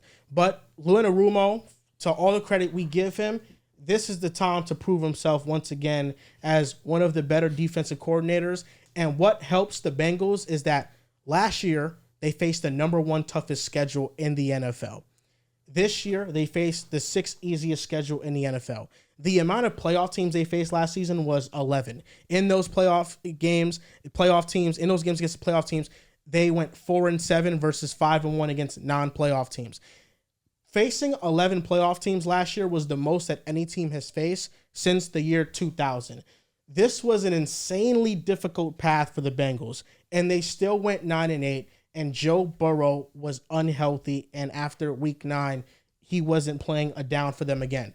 So even with their defensive concerns, I think their offense gives them such a high floor, and with their easy schedule, I really don't see this team winning less than 9-10 games. This team is really held up by like 3 players. It's Joe Burrow, it's Jamar Chase, and it's Trey Hendrickson. When you look at the rest of this team, it's hard to find some strong points, right? I think the secondary, you're building something there, but I don't look at it as a unit you're going to be relying on to win you games down the stretch. Of course, you could have players break out and then things could change. You mentioned about the loss of DJ Reader. That's going to be huge, but as long as you have Joe Burrow, you have to feel pretty confident about the team. I had them, I believe, at number 10 on my individual ranking, and I had them lower, I think, than the rest of the contenders. I feel like everyone in this top 10 is like a true, like, you can make a Super Bowl if things break a little bit right for you type of tier for them. But I do feel like the roster compared to those other 9 teams is lacking a bit. Joe Burrow, of course, you could put him up with damn near every quarterback in this league not named Patrick Mahomes, and shit, even when he plays Patrick Mahomes, he goes toe-to-toe with him more often than not. So it really feels like they're getting carried by their 2 superstars on offense, their 1 superstar on defense. And listen, I know you said this is time for Lou to prove himself. He's proven himself to me, so I don't have too much of a worry, but the worry becomes now you're starting to lose some personnel, right? You gave Joe Burrow that big contract. Jamar Chase has been looking for his back. T. Higgins is in a contract year. You just let go of Joe Mixon, and Zach Moss was doing fine when Jonathan Taylor was out. Chase Brown has some burst, some optimism there. But this is a team that could be one of the worst rushing attacks in the NFL. And when you have Joe Burrow, I think he's able to overcome that. But then you become a little bit more one-dimensional. So I do think the personnel is starting to take a leap down. But when you have one of the best quarterbacks in the league, when you have a top 5 dude, you have a defensive coordinator I trust, there's still a world this team can get to the Super Bowl. So, excuse me. Where did you have them? I had them 11. You had them 10? 10? Yeah, I had them 10. So I think I'm the one that had them the lowest. I had them at about 13 because of all the things you guys alluded to. Their defense is going to be weak. I think this year you're going to see a lot of youth and a lot of bad mistakes, probably a couple, penalties, just because this team has to grow as a young defensive talent. This team has to get better. They have to produce talent, and the youth has to get better. This team primarily is going to rely on Joe Burrow and Jamar Chase. We honestly don't know what we're going to get from T. Higgins. He had a rough last year. Even when Joe Burrow was hurt, he started to play a little bit better towards the end of the year. But still, this is, like you mentioned, T. Higgins on a contract year. He wants to get paid, but is he going to really step up to the plate? Jamar Chase missing a practice because of his contract situation. Offensive line is getting better, but it still is a work in progress. So this team just has a lot of question marks. And, like you mentioned, Dehls, Joe Burrow is one of the best quarterbacks in the league. And we have a guy of that talent, you kind of can put them a little bit higher and bank on the talent, bank on the fact that they have 2 guys at, 2 of the most important positions in the league at top 5 in their position, in Jamar Chase and Joe Burrow. But, that defense, like Drew mentioned, they have to eventually get stops. They have to eventually get to the quarterback. They have to eventually cause turnovers, stop these wide receivers. And, being as if how young and promising they can be, they still have to go out there and prove it. I think their schedule could give us a bit of a, false outlook on this team because they do have an easy schedule, so their defense could look better than what it actually is. But until they play those tougher teams, we're really not going to know. There are 6 games where they face inexperienced quarterbacks. They play Bo Nix this year, Jaden Daniels, Drake May, Will Levis, Aiden O'Connell, or Gardner Minshew. Will Levis could light them up. And Bryce Young. Even if Bryce he Young. does, That should be 5. I didn't hear it's a favorable. No, I didn't it's hear a you. I favorable didn't hear you. schedule. Said Bryce Young. Oh, okay, yeah. I just didn't hear you. Calm down. All right. Yeah, I didn't hear I you. stay on edge, especially when it comes to you. No, I'm a you Panther love guy. Panthers. That's why I We're here. got Jonathan along. Mingo. Jonathan Mingo, man. Yo. Well, we They didn't. kicked Terrence Marshall off the fucking depth As they chart. should. Jesus Christ. Well, we didn't mention That was about your the guy? Bengals. That seems like an obvious issue every year, but because they find a way to make it work, we don't talk about it much. It's Tight the end? pass blocking. Oh, okay. Last 3 years, we their don't pass talk about block win rates 30th, 27th. We don't talk about the We talk about O-line? that shit every We year. haven't talked about it so far here. They have been one of the worst pass blocking offensive lines, and I don't think that they made a huge improvement. They signed Trent Brown. Mm-hmm. He's hurt already. Facts. Armarius Mims just tore his pec after a promising preseason debut. You lose Jonah Williams, who wasn't good for them anyway. And Orlando Brown Jr. has been one of the worst left tackles in the league. They signed him to big-time money. It was a mistake in the first place because He fleeced them. Mahomes is the best quarterback in history under pressure and pocket movement. For sure. That's why his sack rates are so low. Orlando Brown let up the most pressures in the league, even with Mahomes, but Mahomes didn't get sacked. With Burrow, it's a little more evident because Burrow doesn't have the pocket presence that Mahomes has. But Orlando Brown has been bad for them. And he's a locked-in starter because of the money they signed him to. So this offensive line doesn't have a clear pathway unless they draft and develop players.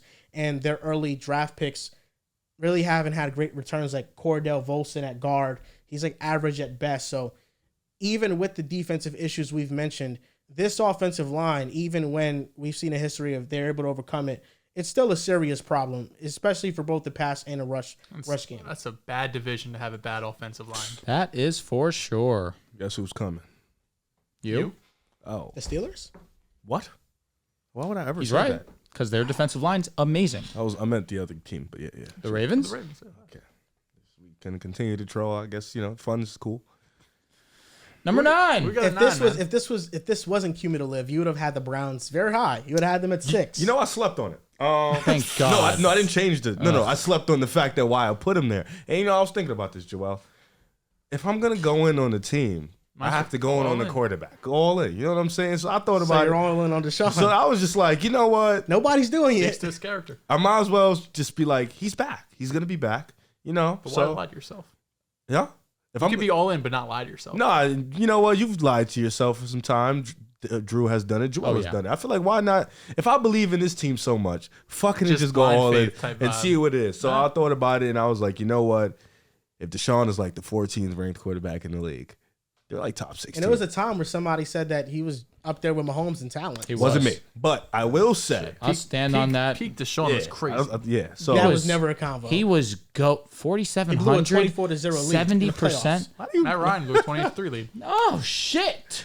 That's not 24. That's not 24. That's 25. You said 23 at 28 first. to 3 lead. Oh, I thought you said 25 23 points. point lead. yeah, so if he's like the 14th ranked quarterback, they could be a top 16. Do you want to get a Deshaun Watson jersey? Oh, Is that- God. No, I'm not going that far. Whoa. What about a jersey shirt? No. No. I would only no What about a Deshaun graphic apparel. tee? on No, this I would team. only get a Nick Chubb jersey and Or the Denzel Ward jersey. Miles.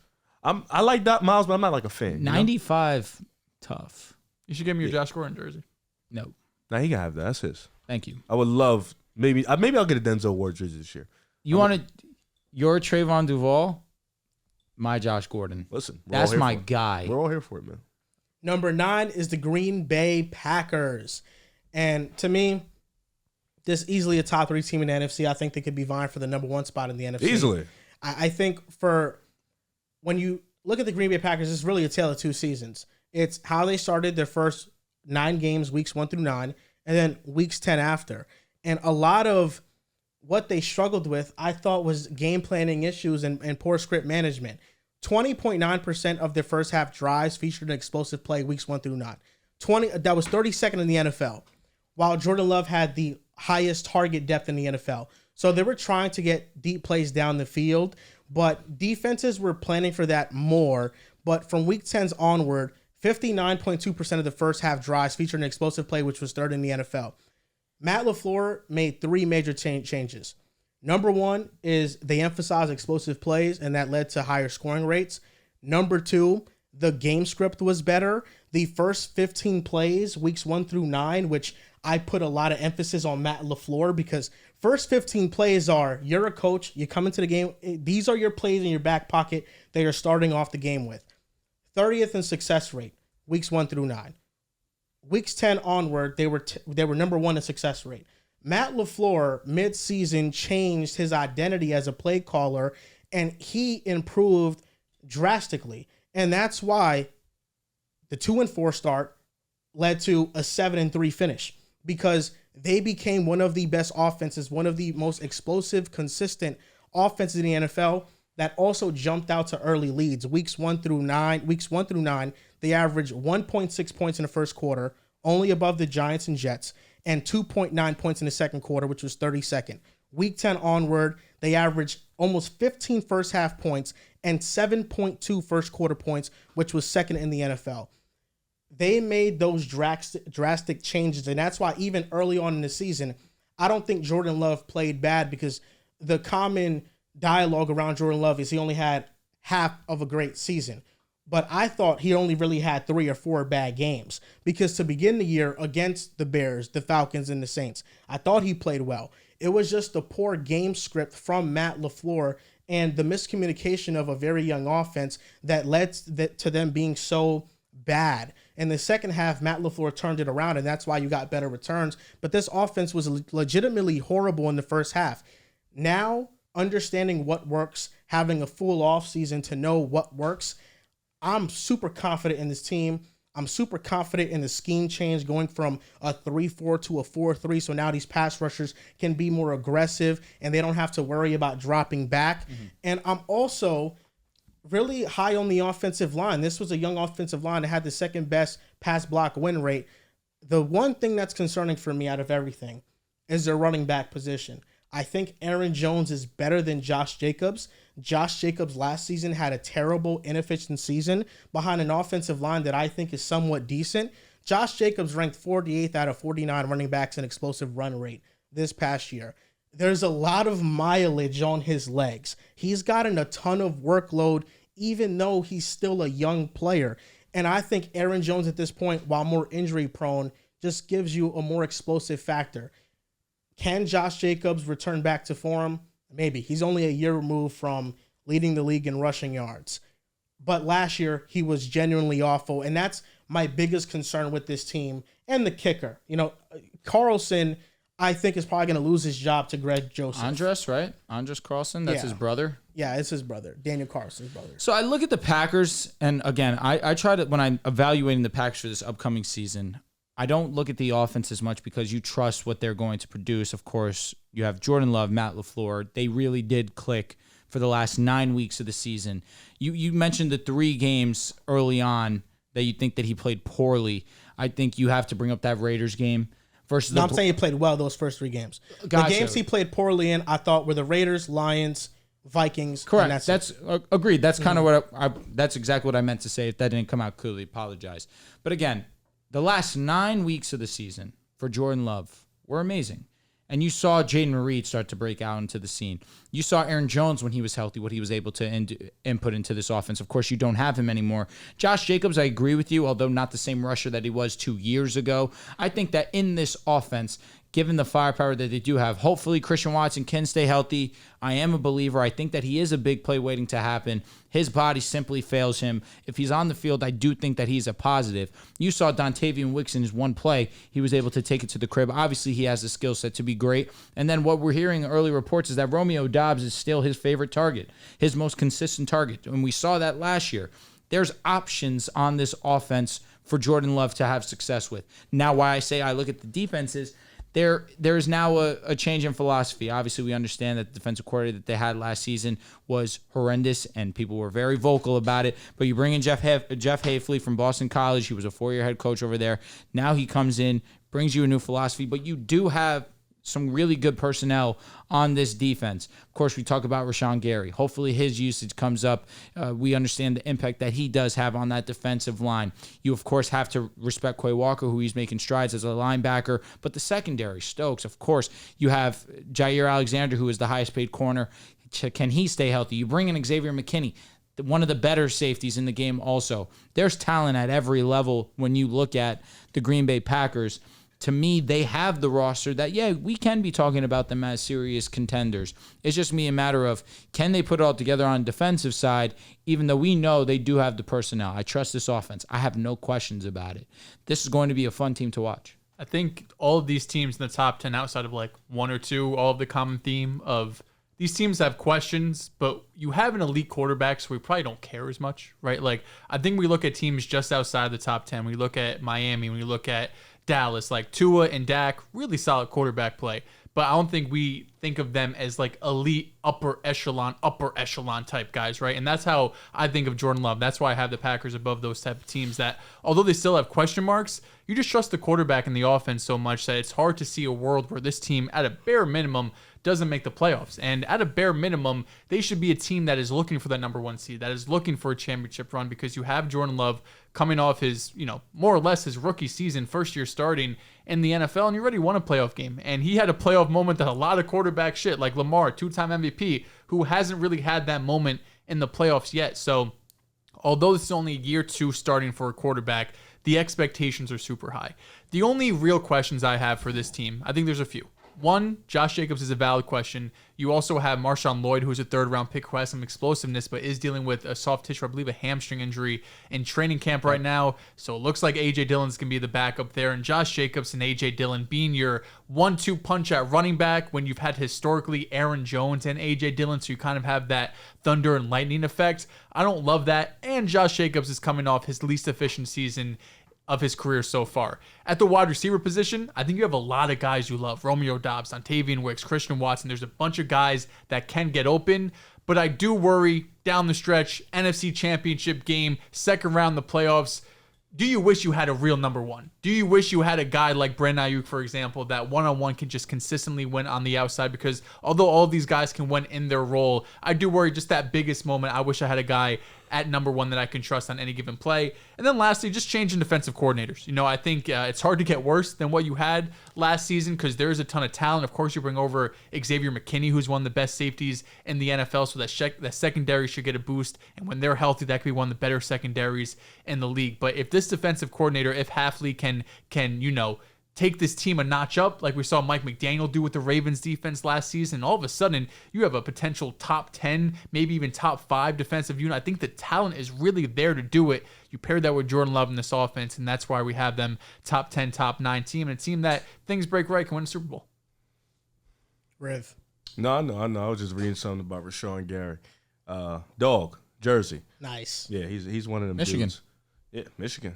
Paramus Catholic. Facts. One of them dudes. Him and Jabril. Yeah, Jersey. I think for Green Bay, it's really like Dehls mentioned, it's just about who's going to kind of like break out. I think defensively, like we just talked about, you got Rashawn Gary. You got, if Jair Alexander is healthy and able to play in his type of scheme that he likes to play, he can be amazing. They did just pick up Xavier McKinney from the Giants. They have Kenny Clark. Like, they have dudes on the defensive side, Eric Stokes, that I think if this defense is schemed right, play well, they can be great. We saw it towards the back end of the year when this team had a great game plan on the defensive side of the football. They were one of the best defenses in the league. Offensively, who's going to be the guy to step up?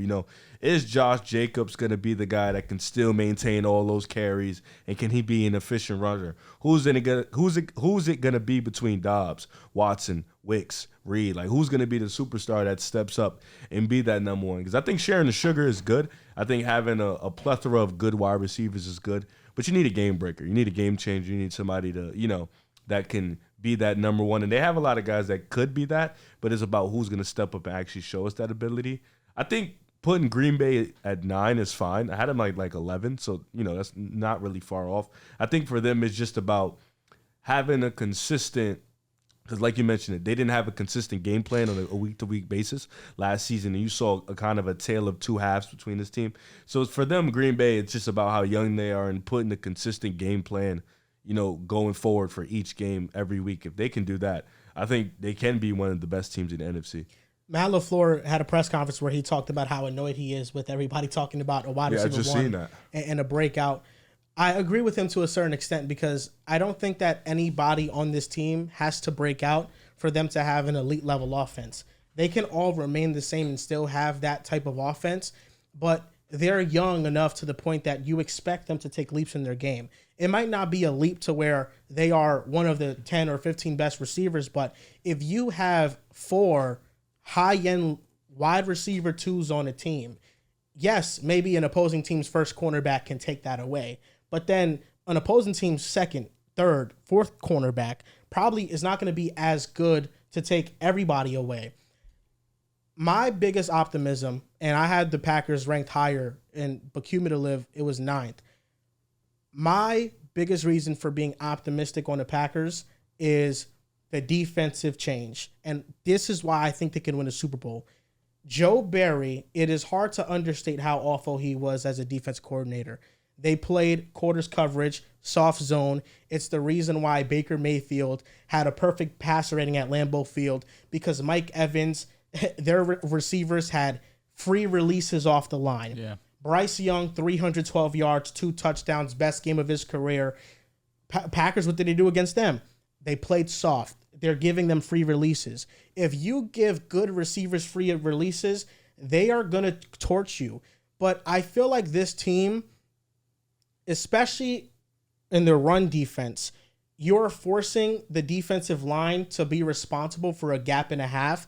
And instead of penetrating the offensive line, what they do is they stay at the point of attack and try to stay even.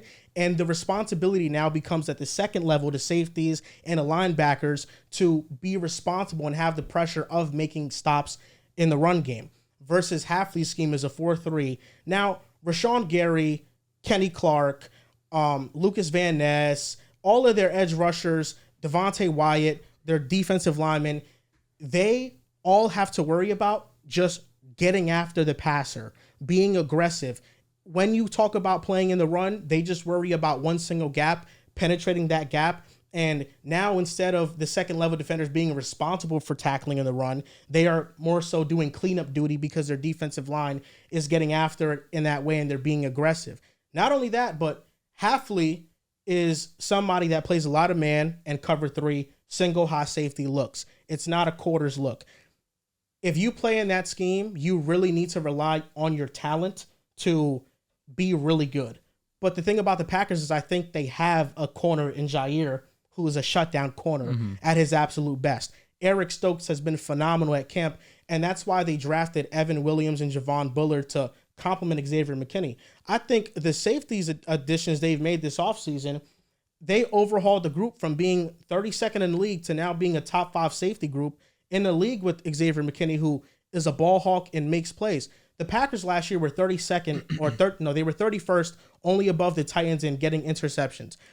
With Hafley's scheme, being more aggressive, more cover 3, more single high man covers looks, you are now looking at the quarterback.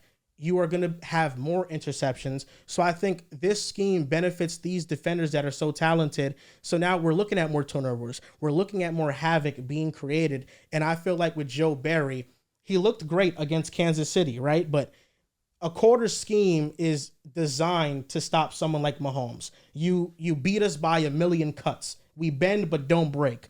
But against other teams in the league, the problem with Joe Barry is that he never adjusted that. He would have success against the Kansas Cities, but that same game plan would be used against Bryce Young. And then Bryce Young would just take the underneath stuff, and he would kill you with that.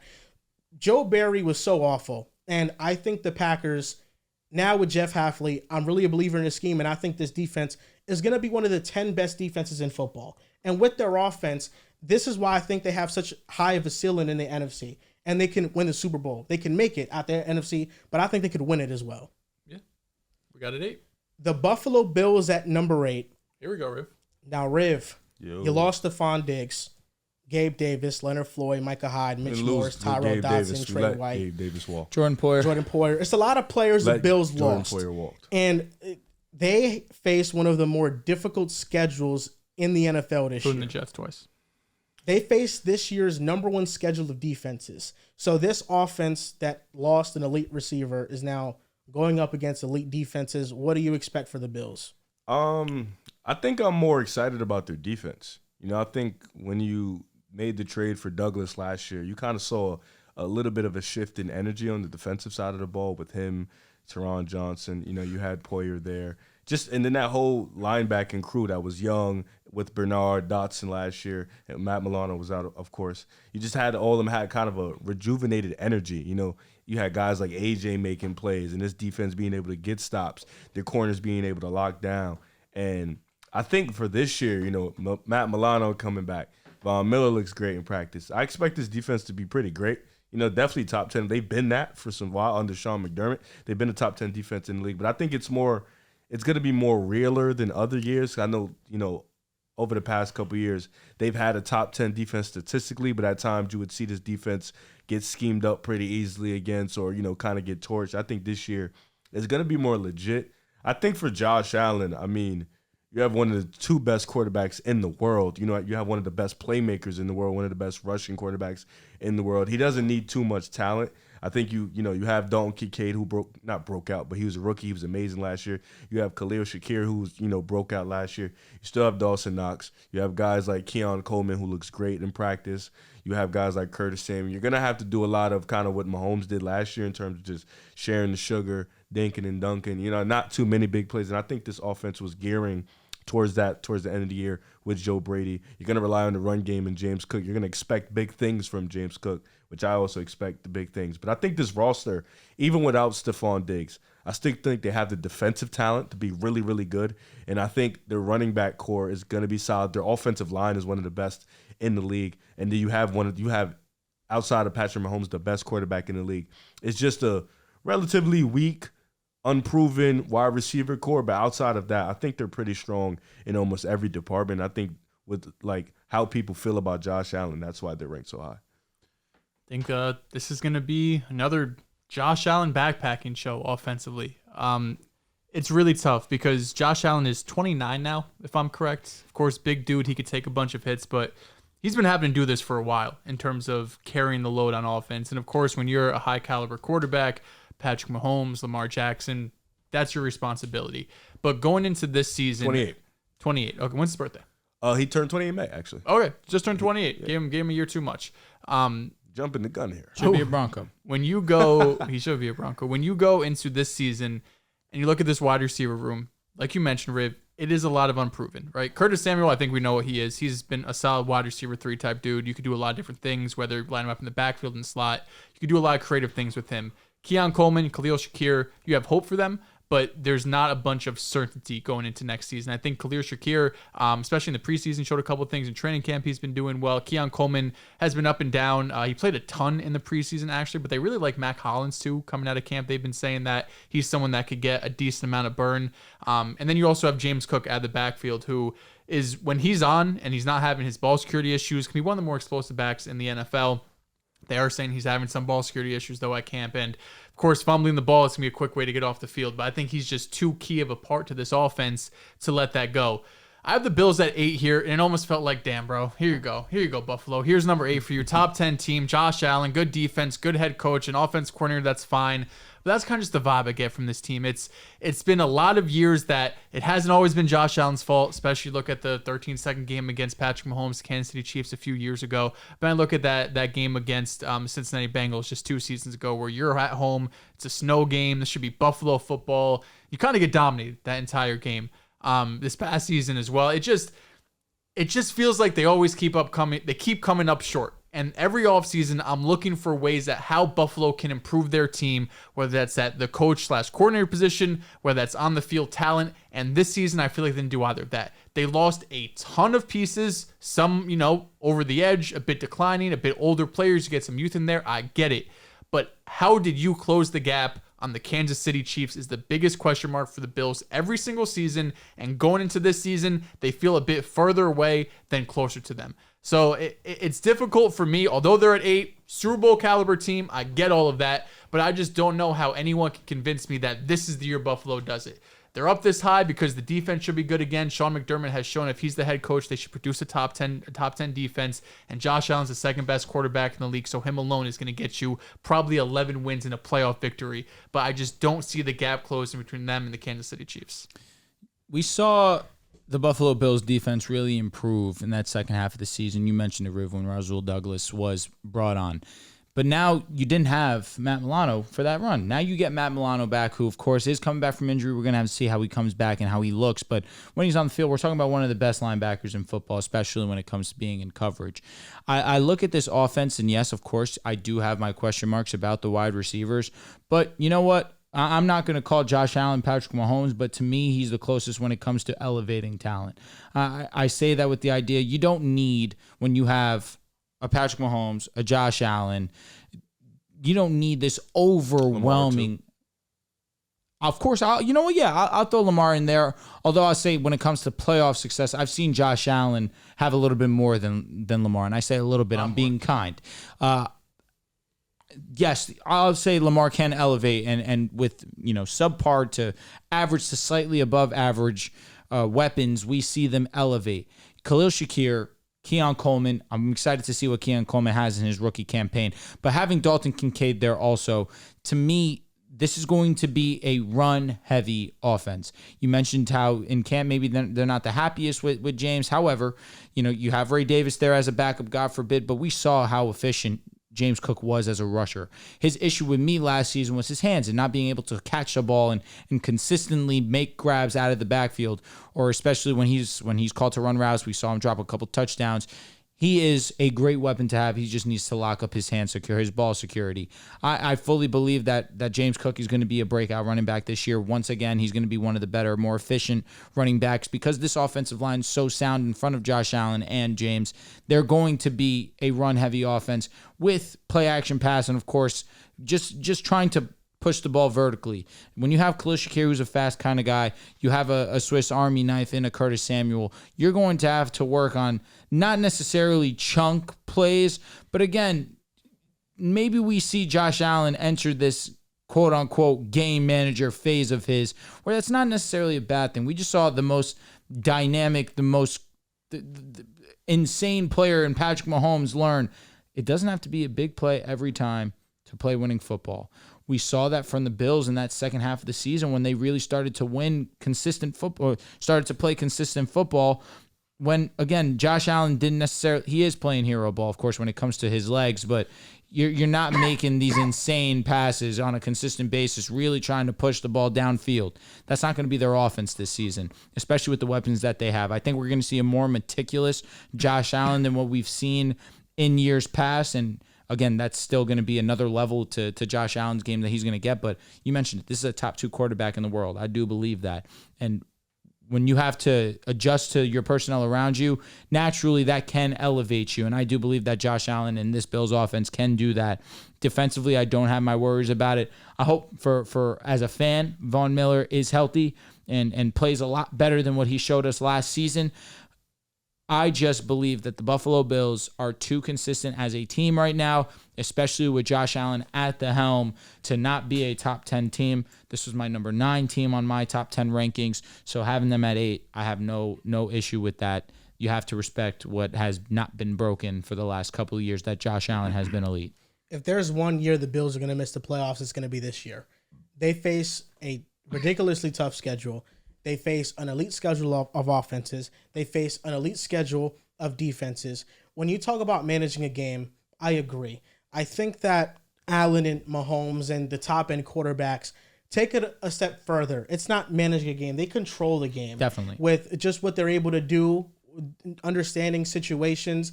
I think Stephon Diggs leaving isn't going to hurt the Bills' offense that much because last season, the Bills in 12 personnel, so 2 tight end sets, they had a 60% success rate versus a 49% success rate when they only had 1 tight end on the field. They are going to want to get heavier with Dalton Kincaid and Dawson Knox, and they weren't able to do so at the rate they wanted to because Dawson Knox was hurt last year when Kincaid started to find his groove. But Josh Allen, since Stephon Diggs has been in Buffalo, he has 246 dropbacks without Stephon Diggs. And his EPA is .22, which would have ranked 2nd in the NFL. So Josh Allen has shown that without Stephon Diggs in the lineup, he is still an elite tier quarterback. But my reservation with this team comes in a lot of veterans leaving your defense being young. And I do like their defense with Rasul Tehran and Christian Benford. I think they're studs. That safety position is going to be tested. And I don't think, we just seen with the Bengals. The Bengals had some good corners. It was their safeties and the miscommunication on the back end that led to so many explosive plays being let up. I worry if some of that happens with Buffalo. I think if Von Miller returns back to somewhat of a good form, then they're going to have another really good pass rushing option. I am starting to question Joe Brady a little bit more and more and more. Here we go. Because I think Ken Dorsey didn't do a lot of bad things. You know, the offense didn't look too much different despite a lot of Bills fans thinking that it did. Play action was the Bills' bread and butter, and they had a 52% success rate with play action last year versus a 47% success rate without play action last year, but they averaged almost 3+ more yards per attempt on those plays. The Bills only used play action on 29% of early downs, which was 20th in the NFL. With Joe Brady, it was at 24%. With Ken Dorsey, it was at 32%. Ken Dorsey was pushing a lot of the right buttons. They just weren't scoring in dire situations. But even with Ken Dorsey, look at the success rates, EPAs, their offense was better. But with Joe Brady, they just happened to score a little bit more. And that's where you get into hypothetical versus real scoring. But the Bills this year, I even with the great team they have, I don't see 3 teams in the AFC East making the playoffs. And the Bills, by far, have the toughest road to get there. The Dolphins have an easier schedule than the Bills. The Jets have one of the easiest schedules in the NFL. If the Jets stay healthy, they're better than Buffalo. If the Dolphins stay healthy, I don't think they're better than Buffalo. But if they have an easier path to getting to the playoffs, the record can be better. Buffalo is facing a lot of top teams. And this is an offense that Joe Brady still hasn't gotten tested. Sean McDermott, we know what he can do, but there are also moments that he shows us that he's not managing the game like we think he should, and the defense has lapses, like against the Denver Broncos. There are just a lot of things going against the Bills this year, and it feels very much like a rebuild year. There are teams and quarterbacks that can get away with being in a rebuild year and making the playoffs, like the Chiefs trading away Tyreek Hill. Mm-hmm. But with this tough of a division, I mean, the Bills aren't going up against the Raiders, Broncos, and Chargers. It's the Jets and the Dolphins. These are two of the better teams in the AFC. And I think, I know, but the Dolphins also beat the Bills last year. Well, no, they didn't. No, it was 2 seasons ago. Yes. You're right. In Miami when it was hot. Yes. If it's hot out, they might win. But look. But when it's fucking cold out, Tua sucks in the cold. Well, they haven't won in the cold. Riv, it's so hot. Riv, you are the Bills fan here. Hey. Ultimate optimist on their schedule. So you're gonna predict this schedule because it is a tough schedule. Let's do it. Week 1, Bills versus Cardinals. Oh, at Arizona? Buffalo. No, it's versus. Okay. When I say versus, it's in Buffalo. Home, it's away. Give me Buffalo. Okay, 1-0. At the Dolphins. Hot September. This can go both ways. I'll say split. So I'll say Miami takes this one. 1-1. Versus the Jags. Give me Buffalo. 2-1. At the Ravens. Ooh. Give me Baltimore. 2-2. At the Texans. Heartstrings. This one's tough for me. He said he's a fan of the Bills. Give me Buffalo. 3-2. At the Jets. They'll split, so you can give Jets this one. 3-3. Versus the Titans. Give me Buffalo. 4-3. At Seattle. Give me Buffalo. 5-3. Game. Versus the Dolphins. If I say it fast, it's not because I think, you know what I'm saying? Like, that's a tough game. Buffalo takes this one. 6-3. At the Colts. Another tough game. Give me Buffalo. Versus 7-3. the Chiefs. I think Kansas takes this one. 7-4. Versus the Niners. The Niners. 7-5. At the Rams. Ooh. Tough stretch. Fuck. Need this one, to be honest. You do. You're gonna be desperate back-to-back L's. I've seen them lose a few back-to-back and just go crazy. This one is so. I'll say Buffalo. I don't feel good about saying Buffalo though. All right, 8-5. At the Lions. Detroit. 8-6. Versus the Patriots. Buffalo. 9-6. Versus the Jets. I gave you out the first one, right? So Buffalo. 10-6. At the Patriots. Buffalo. 11-6. That's 11-6. But this it's a lot of 50. gruesome. It's a lot of 50. Like Seattle could very well be a loss. Seattle's tough. At The Colts. Indy's tough. Colts could be a loss. You picked the Bills against the Rams. No, I didn't. Oh, yes, I did. Yes, I did. Yeah, that could be a loss. Seahawks, Colts, Rams. You picked the Bills over the Texans. Yes. There's really not gimmies in there outside of New Hey, England. if they get out this schedule though, whoo. It'll be very they'll be impressive. tested. Yeah, They'll be we're here. tested. We're talking, but yeah, that's a tough ass schedule. But with all these question marks we have about their team, and with the gauntlet of a schedule they have, it's gonna take a lot of things to go right for them. That defense has to play amazing. The Yeah. offense has to be. They can't turn over the ball like they did last year. They can't turn over the ball in key situations. It's one Don't of go those. off sides on kicks. Yeah, don't listen. The blue that was crazy. Yeah, facts. The blueprint has to be what the Chiefs did last year. Elite defense. You need your superstar quarterback in moments to be elite to bring you home. That needs to be the blueprint for the Buffalo and that's Bills. a hard blueprint. It's terribly 'cause difficult. That Chiefs defense to me is a lot It's better a lot than this better. Bills defense. And Patrick Mahomes and Josh Allen. Josh Allen is one of the best quarterbacks I've seen in my life. Patrick Mahomes, it's not even close. He's better. Without L'Jarius Sneed, we're still talking same level defense. They'll fall off. They'll fall off a Yeah. bit, but last year, you know what I mean? Like, Agreed. They don't have a Chris Jones. Like Buffalo doesn't have a Chris Jones. That's true. But I do think Ed Oliver, Greg Rousseau, if Von Miller is just good. You don't even need him to be elite. He's just good. Those three is pretty fucking nasty. If Von Miller's at 100% health, he's going to be a dog. I'm surprised with this that. team Need that. was 7. It's the Houston Texans. I got had ripped too? I had them higher. Yeah, no, Oh. I didn't have them at 7. No, I didn't have him at 2. I know. You're like I'm 5, sure. 6. They were 5 to me. They were number 5. They were in this. I forgot where I had I them had pretty I might have had them nasty. at 7. I had them at 8. I had him Okay, pretty that makes nastily high. My concern with them is still their offensive line. That's obviously my big concern. That being said, this offense should be fire. It proved to not be a huge issue for CJ Stroud last year, as he was this meticulous with his decision making. Now you have Tank Dell back. Of course, Stephon Diggs gets added into this lineup. You have Dalton Schultz, who's one of the for sure tight ends, on top of Nico Collins, to me being a fringe top 10 wide receiver in this league. You bring in Joe Mixon, who obviously can do the job both as a receiving and a running back. But on the defensive side, you bring in Daniel Hunter. You do have, of course, Derek Stingley, who's one of the more exciting younger corners. Maybe safety could be the big concern for them. Bringing Shahir, if I'm not mistaken, Al Shahir from the Titans over. That was a huge addition for their linebacking core. You, of course, have the reigning Defensive Rookie of the Year in Will Anderson. I like this team. There's not much to dislike. My only issue is that I just look at a couple other squads in front of them and think, I need to see it before I put them immediately with the rest of these guys, more so on the defensive side, because I saw the Ravens destroy them, dismantle them. Yeah. The Daniel Hunter opposite side of Will the Anderson. Ravens destroyed almost everybody last year. It's fair. They destroyed the Niners. And the Texans did destroy the Browns, which was huge. I have no concerns about their offense. 0. However, against an elite offense, we did see the Texans not step up to the task. Tank Dell wasn't there. And neither was Stephon Diggs. But again, I saw them torch, on paper, the best defense in football in the Browns. But when you went up against the actual best defense in the Baltimore Ravens, you didn't step up to the plate. I think for me, Houston, it's not like it's the offensive line is a work in progress. I think for me, it's more that year 2 vibe. Like you had your year 1, CJ Stroud came in, DeMeco Ryans, you kind of like took the league by storm, right?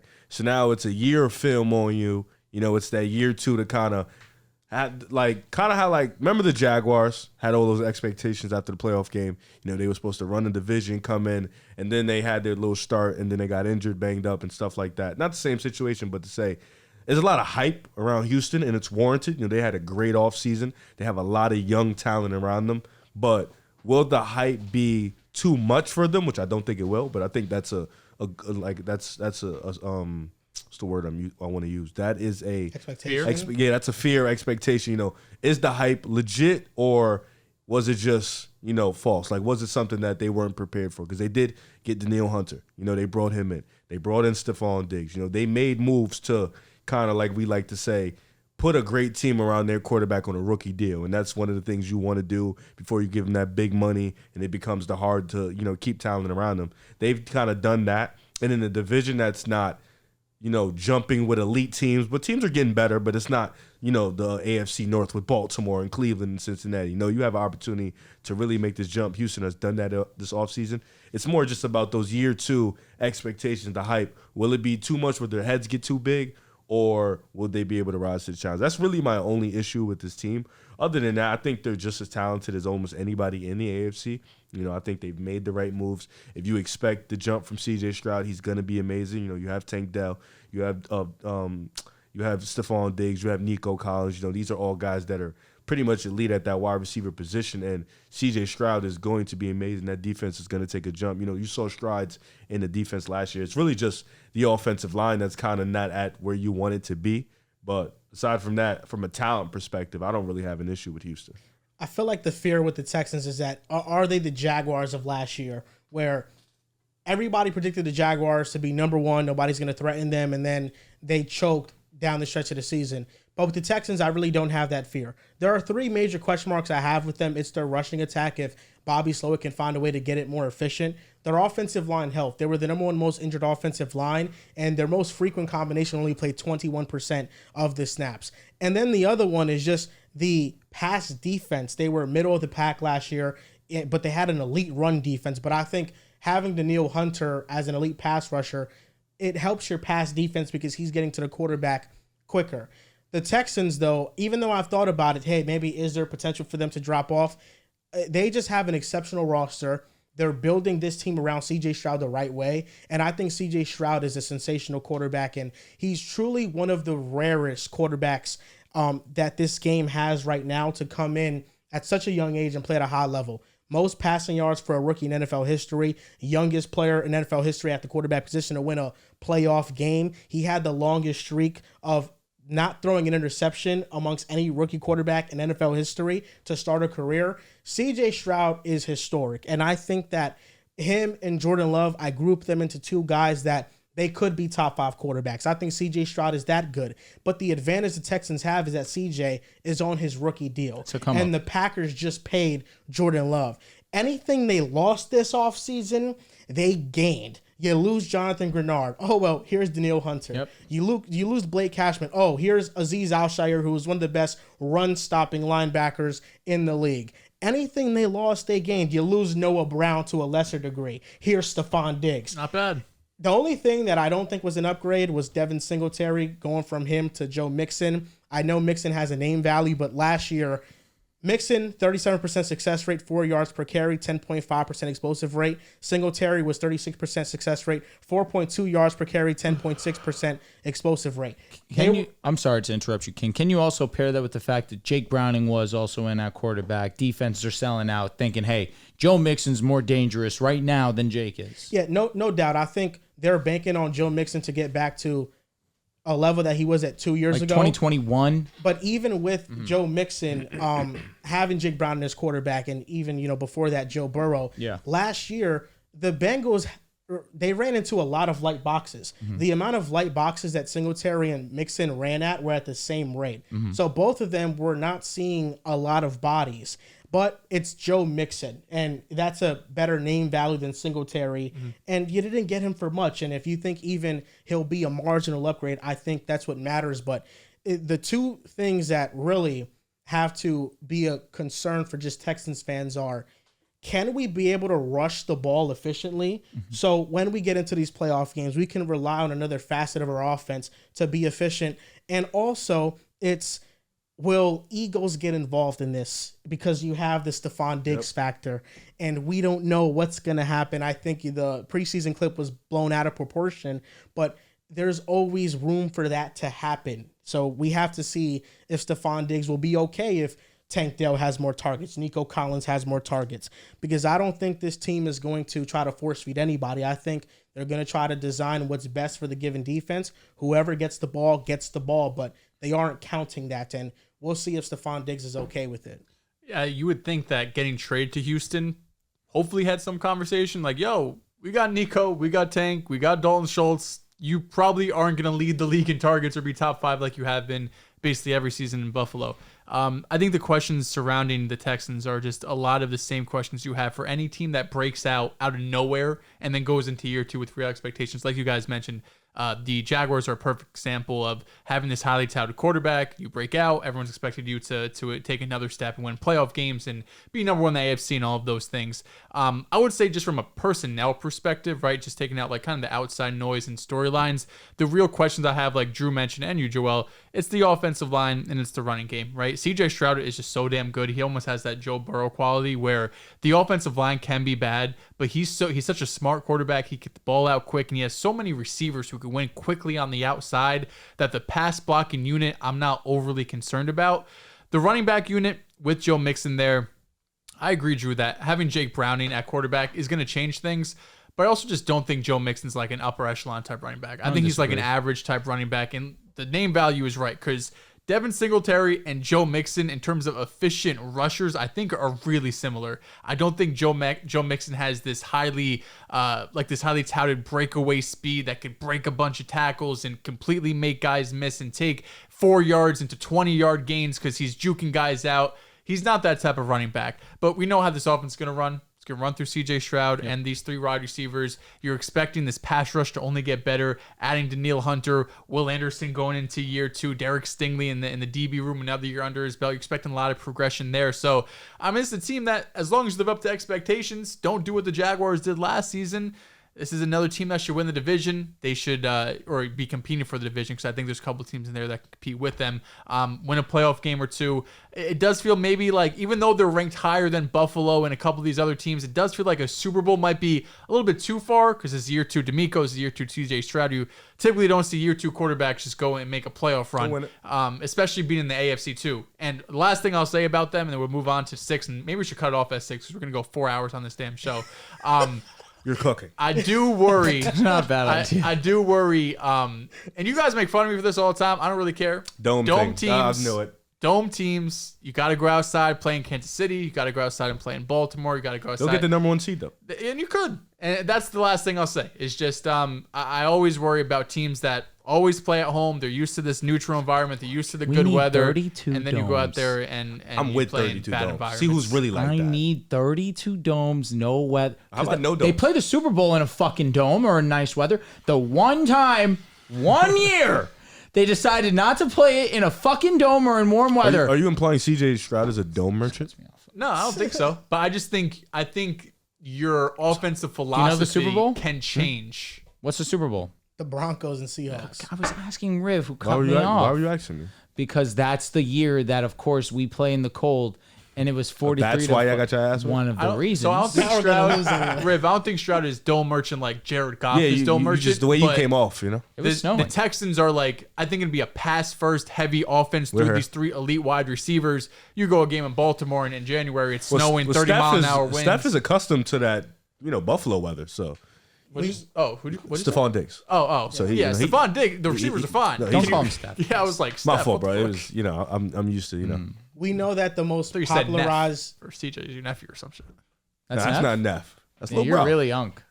That's little bro. Oh, yeah, facts. That's little bro. That's little bro. We know the most popularized defense right now is 2 high coverages, and CJ was number 1 against that last year. And on third downs, he had the lowest rate of sacks and interception percentage. He takes great care of the ball. Yeah, so like in those situations, do or die, gotta have it. He's not taking negative plays. I don't know about you guys, but I got hot as hell out of nowhere. I was farting like 20 minutes ago. No, I could tell. Yeah. Smells like a dog shit right can't into my even smell nose. it. No, I was deaf farting. I was like mute when I've I had was to farting. piss legitimately for 2.5 hours. Damn. Here we go. Well, Last if you team, can and we're out of hold here. on a Unless you little want to longer. just do top 6 next Top week. 6 Well, next we week. could do top 5. We could finish Just with finish the Jets. Finish 6. And then we do top 5. I just feel like the Jets, we know we're going to chat. We are. And I want to chat. I want to chat about the Jets. Dude, is Riv and Drew really going to chat, or is it just going to be you and I? We could chat about the I Jets might for have been the 3 highest more on the hours. Jets out of all of us. So are we going to chat? I'd rather chat. I have to shit. Okay, next episode. Tough. Let me ask you a question. We've been doing. But this is like 4 today. You, 3 hours. You're the reason the Jets are at 6. Know that. Why? You had the Jets at 8. I think I So? had the Jets at 5 or 6. I had the Jets at 3. What's wrong with 8? I had the Jets at 7. What the fuck? Wow. See, look. I thought you had them higher. Well, you never sent your list. No, I didn't. You guys sent it to me. said And then yeah, I did a cumulative. Yeah, I saw yours at 8. I knew you had them. What'd you say? 5 or 6. 8 is crazy? No. Oh. I only say that at 6. I You're do also think the we reason could why finish they're off with Well, the he's Jets. really- I think we could get it done within the next 15 minutes, don't you think? You got 15 minutes in, y'all, man. I got 15 minutes. I could. I've been holding it for a while. So let's just talk about it. Let's spend 15 minutes dick riding your It's not going to be 15 minutes. Let's It's not gonna be 15 go ahead. minutes. Let's the New York Jets, Dehls, we have them as the 6th ranked team Talk about Hassan collectively Reddick. It's okay. into this upcoming season. Now Hassan Reddick, it goes hand in hand with the situation. Let me start first. Yeah. Let me and Drew start first, and then you two can go have a fucking time. Again, I was the highest on the Jets. So then let me go first. With the Jets, it just depends on if they're healthy. If they are healthy and Aaron Rodgers is still fucking amazing at football, then yes, your number 3 ranking is sound. Your number 5 ranking is sound. Me and you lowballed the fuck out of him. If that's what happens. If Tyron Smith, if Mike Williams, if Garrett Williams get that 15, 16, 100 like you want. Wilson. If Garrett Wilson, whatever. If Aaron Rodgers is fucking amazing still. Breece Hall. You know, if all these guys are healthy and they're able to play football, Aaron Rodgers is still a hooper, then you have nothing to worry about with this team, and this team can undoubtedly win the Super Bowl. This team is near perfect. On paper, looking at it as a Arguably roster, the best team in the this league. is a near perfect team. It's gonna fuck up. Maybe your one concern, maybe safety. Like if we're really nitpicking, That's it. Just safety. It's really safety. And then Joe Tippmann, right? That's your center. Maybe, Snap issues. Maybe, clean that up. Other than that, on paper, you have essentially everything you can ask for. You have a above average to great quarterback. I say above average because, again, a little bit of a curve just towards Achilles, but he's an all-time great quarterback. Breece Hall is going to be in conversation for the best running back in football after this season. Garrett Wilson can be in the top 5 conversation of wide receiver. Top 8 for sure, in my opinion. You have Mike Williams, who's always been a great complimentary number 2 wide receiver. And I think for what Garrett Wilson is as a number 1, he matches perfectly for what he can bring to the table. A solid offensive line. You guys have done amazing in terms of making strides to solidify this offensive line in front of Aaron Rodgers. On the defensive side of the ball, you have an amazing defensive line. You would love Hassan Reddick to play. You would love it. Be cool. It's not imperative. Thank you. But if you have him, you stack the fucking deck. Because now your defensive line is Quinnen Williams, Jermaine Johnson, who really took strides last season. You lose Huff. Of course, Hassan Reddick slides in flawlessly.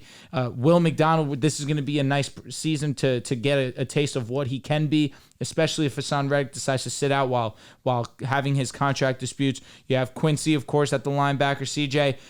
You have arguably the best corner duo in football in Sauce and, of course, DJ Reed. And your nickel is Michael Carter, who also happens to be one of the better in the slot in terms of at the corner position.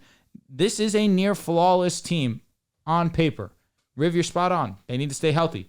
But for where we stand right now, I do believe this is a top 3 unit because right now everything is going to plan.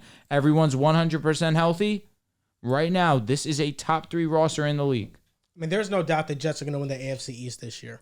No doubt. If they're healthy, there's no doubt they're going to win. The schedule Not is at all. super uber light. Yeah, there's not You at all. have to respect the Bills and the Dolphins because won of this their shit rosters. 4 years in a row. Yeah. That's why I said the Bills first. To me, if the Jets are healthy, there's and I'm. I didn't hear the health part. I didn't hear the health part. And I'm just talking about Aaron Rodgers. Let me just be agreed. clear. It's literally Aaron. So it's just healthy, not If healthy Aaron- and good again. Like it's just. I Healthy? think he'll be good again. Okay. Yeah, I think If he'll be he's good again. 26-12, Aaron Rodgers, they go to the playoffs undoubtedly. It's hard to think Aaron Rodgers, like, if he's out there, is going to be a bottom 10 quarterback. And he's been killing it in our practices too. Yeah. He- It's he an elite is not- defense he's going up Yeah, against, it's too. not somebody that he's just looking washed and he's bad. No, like That's a good point, he's good been point, good killing point. it in practice. Listen, with the Jets, I think they are one of the best teams in the NFL. I didn't have them as high as top 3 because they got to prove things to me still. It's funny how the entire Nathaniel Hackett dimension of this has totally been removed because Aaron Rodgers is healthy. But I think that our weakest link right now, the Jets, is coaching. How much of a boost are we going to get from that? Robert Saleh has been amazing on the defensive side of the ball. How has he been managing games? That can be a bit better. Offensive coordinator, Nathaniel Hackett. Listen, he's one of the most terrible OCs in the league. Aaron Rodgers is going to have his offense to his way. Well, not every time whenever Rodgers has had it that way, it's worked all the time. And he's coming off an Achilles as well. So I have to see how Aaron Rodgers looks. I think he'll look good, but is he going to be one of the 10 best quarterbacks in the league? I sure hope so. And I think it would justify a top 3 ranking if that were to happen. I had them at 7. They're 6. This is fine for me. The only teams I had over them were the Packers, Texans, Niners, Lions, Ravens, Chiefs. Teams that proved it last year. Either made the championship game or the Texans made the divisional round. Those are the only, and the Packers. Those are the only teams I had over the Jets. But this team is one of the most talented rosters. I do struggle with Joe Tippmann bobbling some snaps. It kind of concerns me. I do get concerned about Mike Williams and how healthy he's going to be. But overall, the Jets face one of the easiest schedules in the NFL. Truly, a plethora of gimme games in this schedule. If the Jets don't win at least 10 games this year, it's a huge disappointment because they're talented, honestly, enough to be the number 1 seed in the entire AFC. There's a world that Tyrod Taylor can take this team to 10 or 11 wins. I mean, that's how stacked this deck is. Calm down. They've won 7 games the last 2 years with My Zach God. Wilson. Tyrod Taylor has given you 4 more wins than Zach Wilson. No, he's not. Ooh, I don't know. You didn't watch Tyrod with the Giants, and it shows.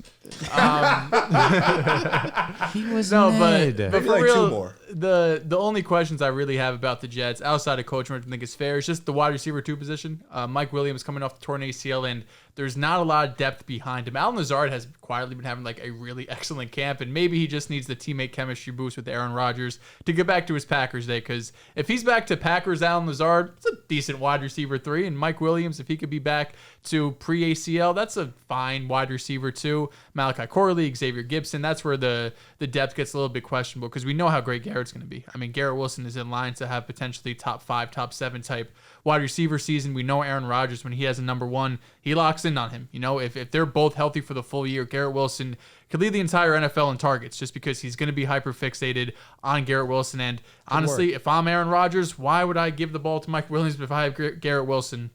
Talked about Breece Hall. Tyler Conklin's been having a great camp too, kind of under the radar. Defense is elite. I mean, all these top 5, top 6 teams, it's hard to really say what the weakness is. It's week 1, San Francisco is where you guys are pointing at. Monday Night Football. That's going to be Your first 2 games are tough. off the rip. I played New England week 2. No, you played Tennessee. Oh, New England on the week 3. road. Give me a break. Week 1, San Francisco. That's going to be the biggest test. You come off rip. What are you really made of? This team that can win the Super Bowl. Can you win 21-17? What are you really made of? What are you made of? We'll find out. You come off, this offseason, win 21-17 on the road. Rodgers has 2 touchdowns. The defense has a game-sealing interception. We're talking about a Super Bowl. You go out there and you lose 28-10. The offense is inept. Everyone starts panicking. So this roster is insane. Rodgers, I think if he's healthy, he's going to be a top 15 quarterback.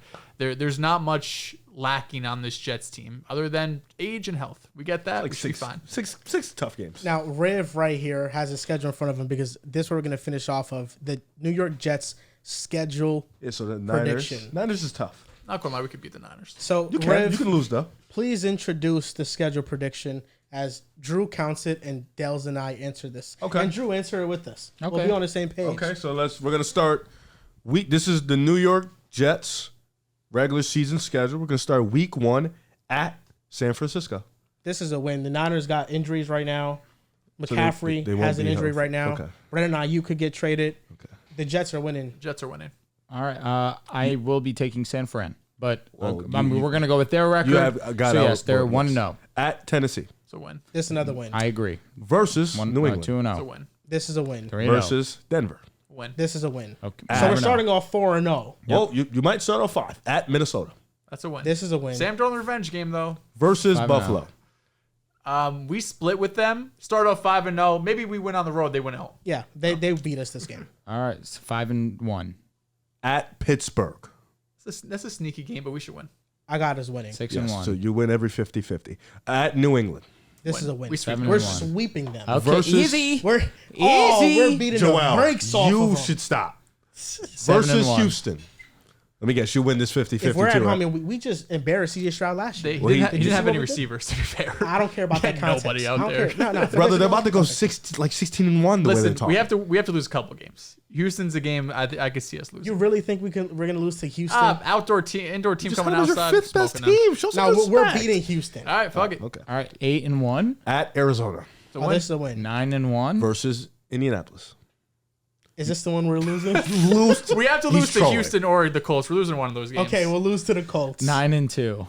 Bye Win. versus Seattle. Oh, we got that bye boost too. This is a win. That's All a win. right. At Miami. 10-2. Oh, but Miami. Miami, they got At two. Miami. It's At Miami. Miami. Yeah. I'll 10-3. go with Miami. Yeah, especially because Tua owns you guys. He owns you. I'm not worried At about Jacksonville. that. That's a tough game. Let me guess, you win it. Yeah, give it to him. You get, 10-4. you get this one. But you huh? beat the Texans. Yeah, this I'll is cry. I hilarious. respect it. Jaguars are sneaky this year. Weird shit happens all the time. Yeah, for the Jets, it does not. But weird shit happens 1,000% more times than the Jets than anybody else. The right thing happens for you guys. So we're 10-3 right now. Are you guys beating the Jags? Yes or no? Honestly, Jags. we're beating the Jags. You don't. You're not getting this one. It's versus the Rams. 11-3. We're at home. Brother, you can't. Dude, you're not getting all these 12-3. 50-50s. Bring it. 12-3. At Buffalo. This is a loss. We can get swept by Buffalo. It doesn't matter.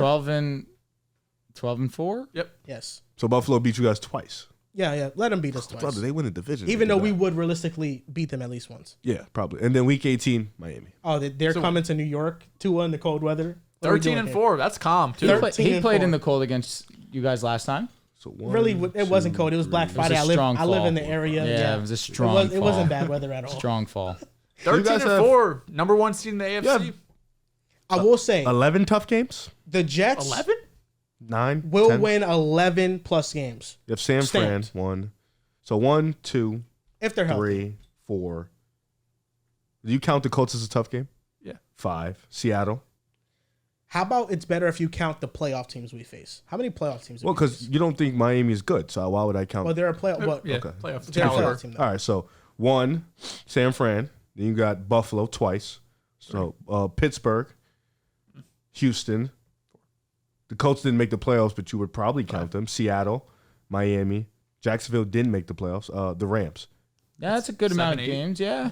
Yeah. But you can realistically beat every single team you just named. That isn't the gimme schedule that you were talking Yeah, about. but we just did this. The only team we have a better power rank or Yeah, teams yeah, that have better agreed. power rankings than us, it's San Fran. There's nobody else. It's just the gimmies are, I think at least, the Titans, the Patriots twice, that's 3. The Broncos, the Vikings, those are 5 gimmies.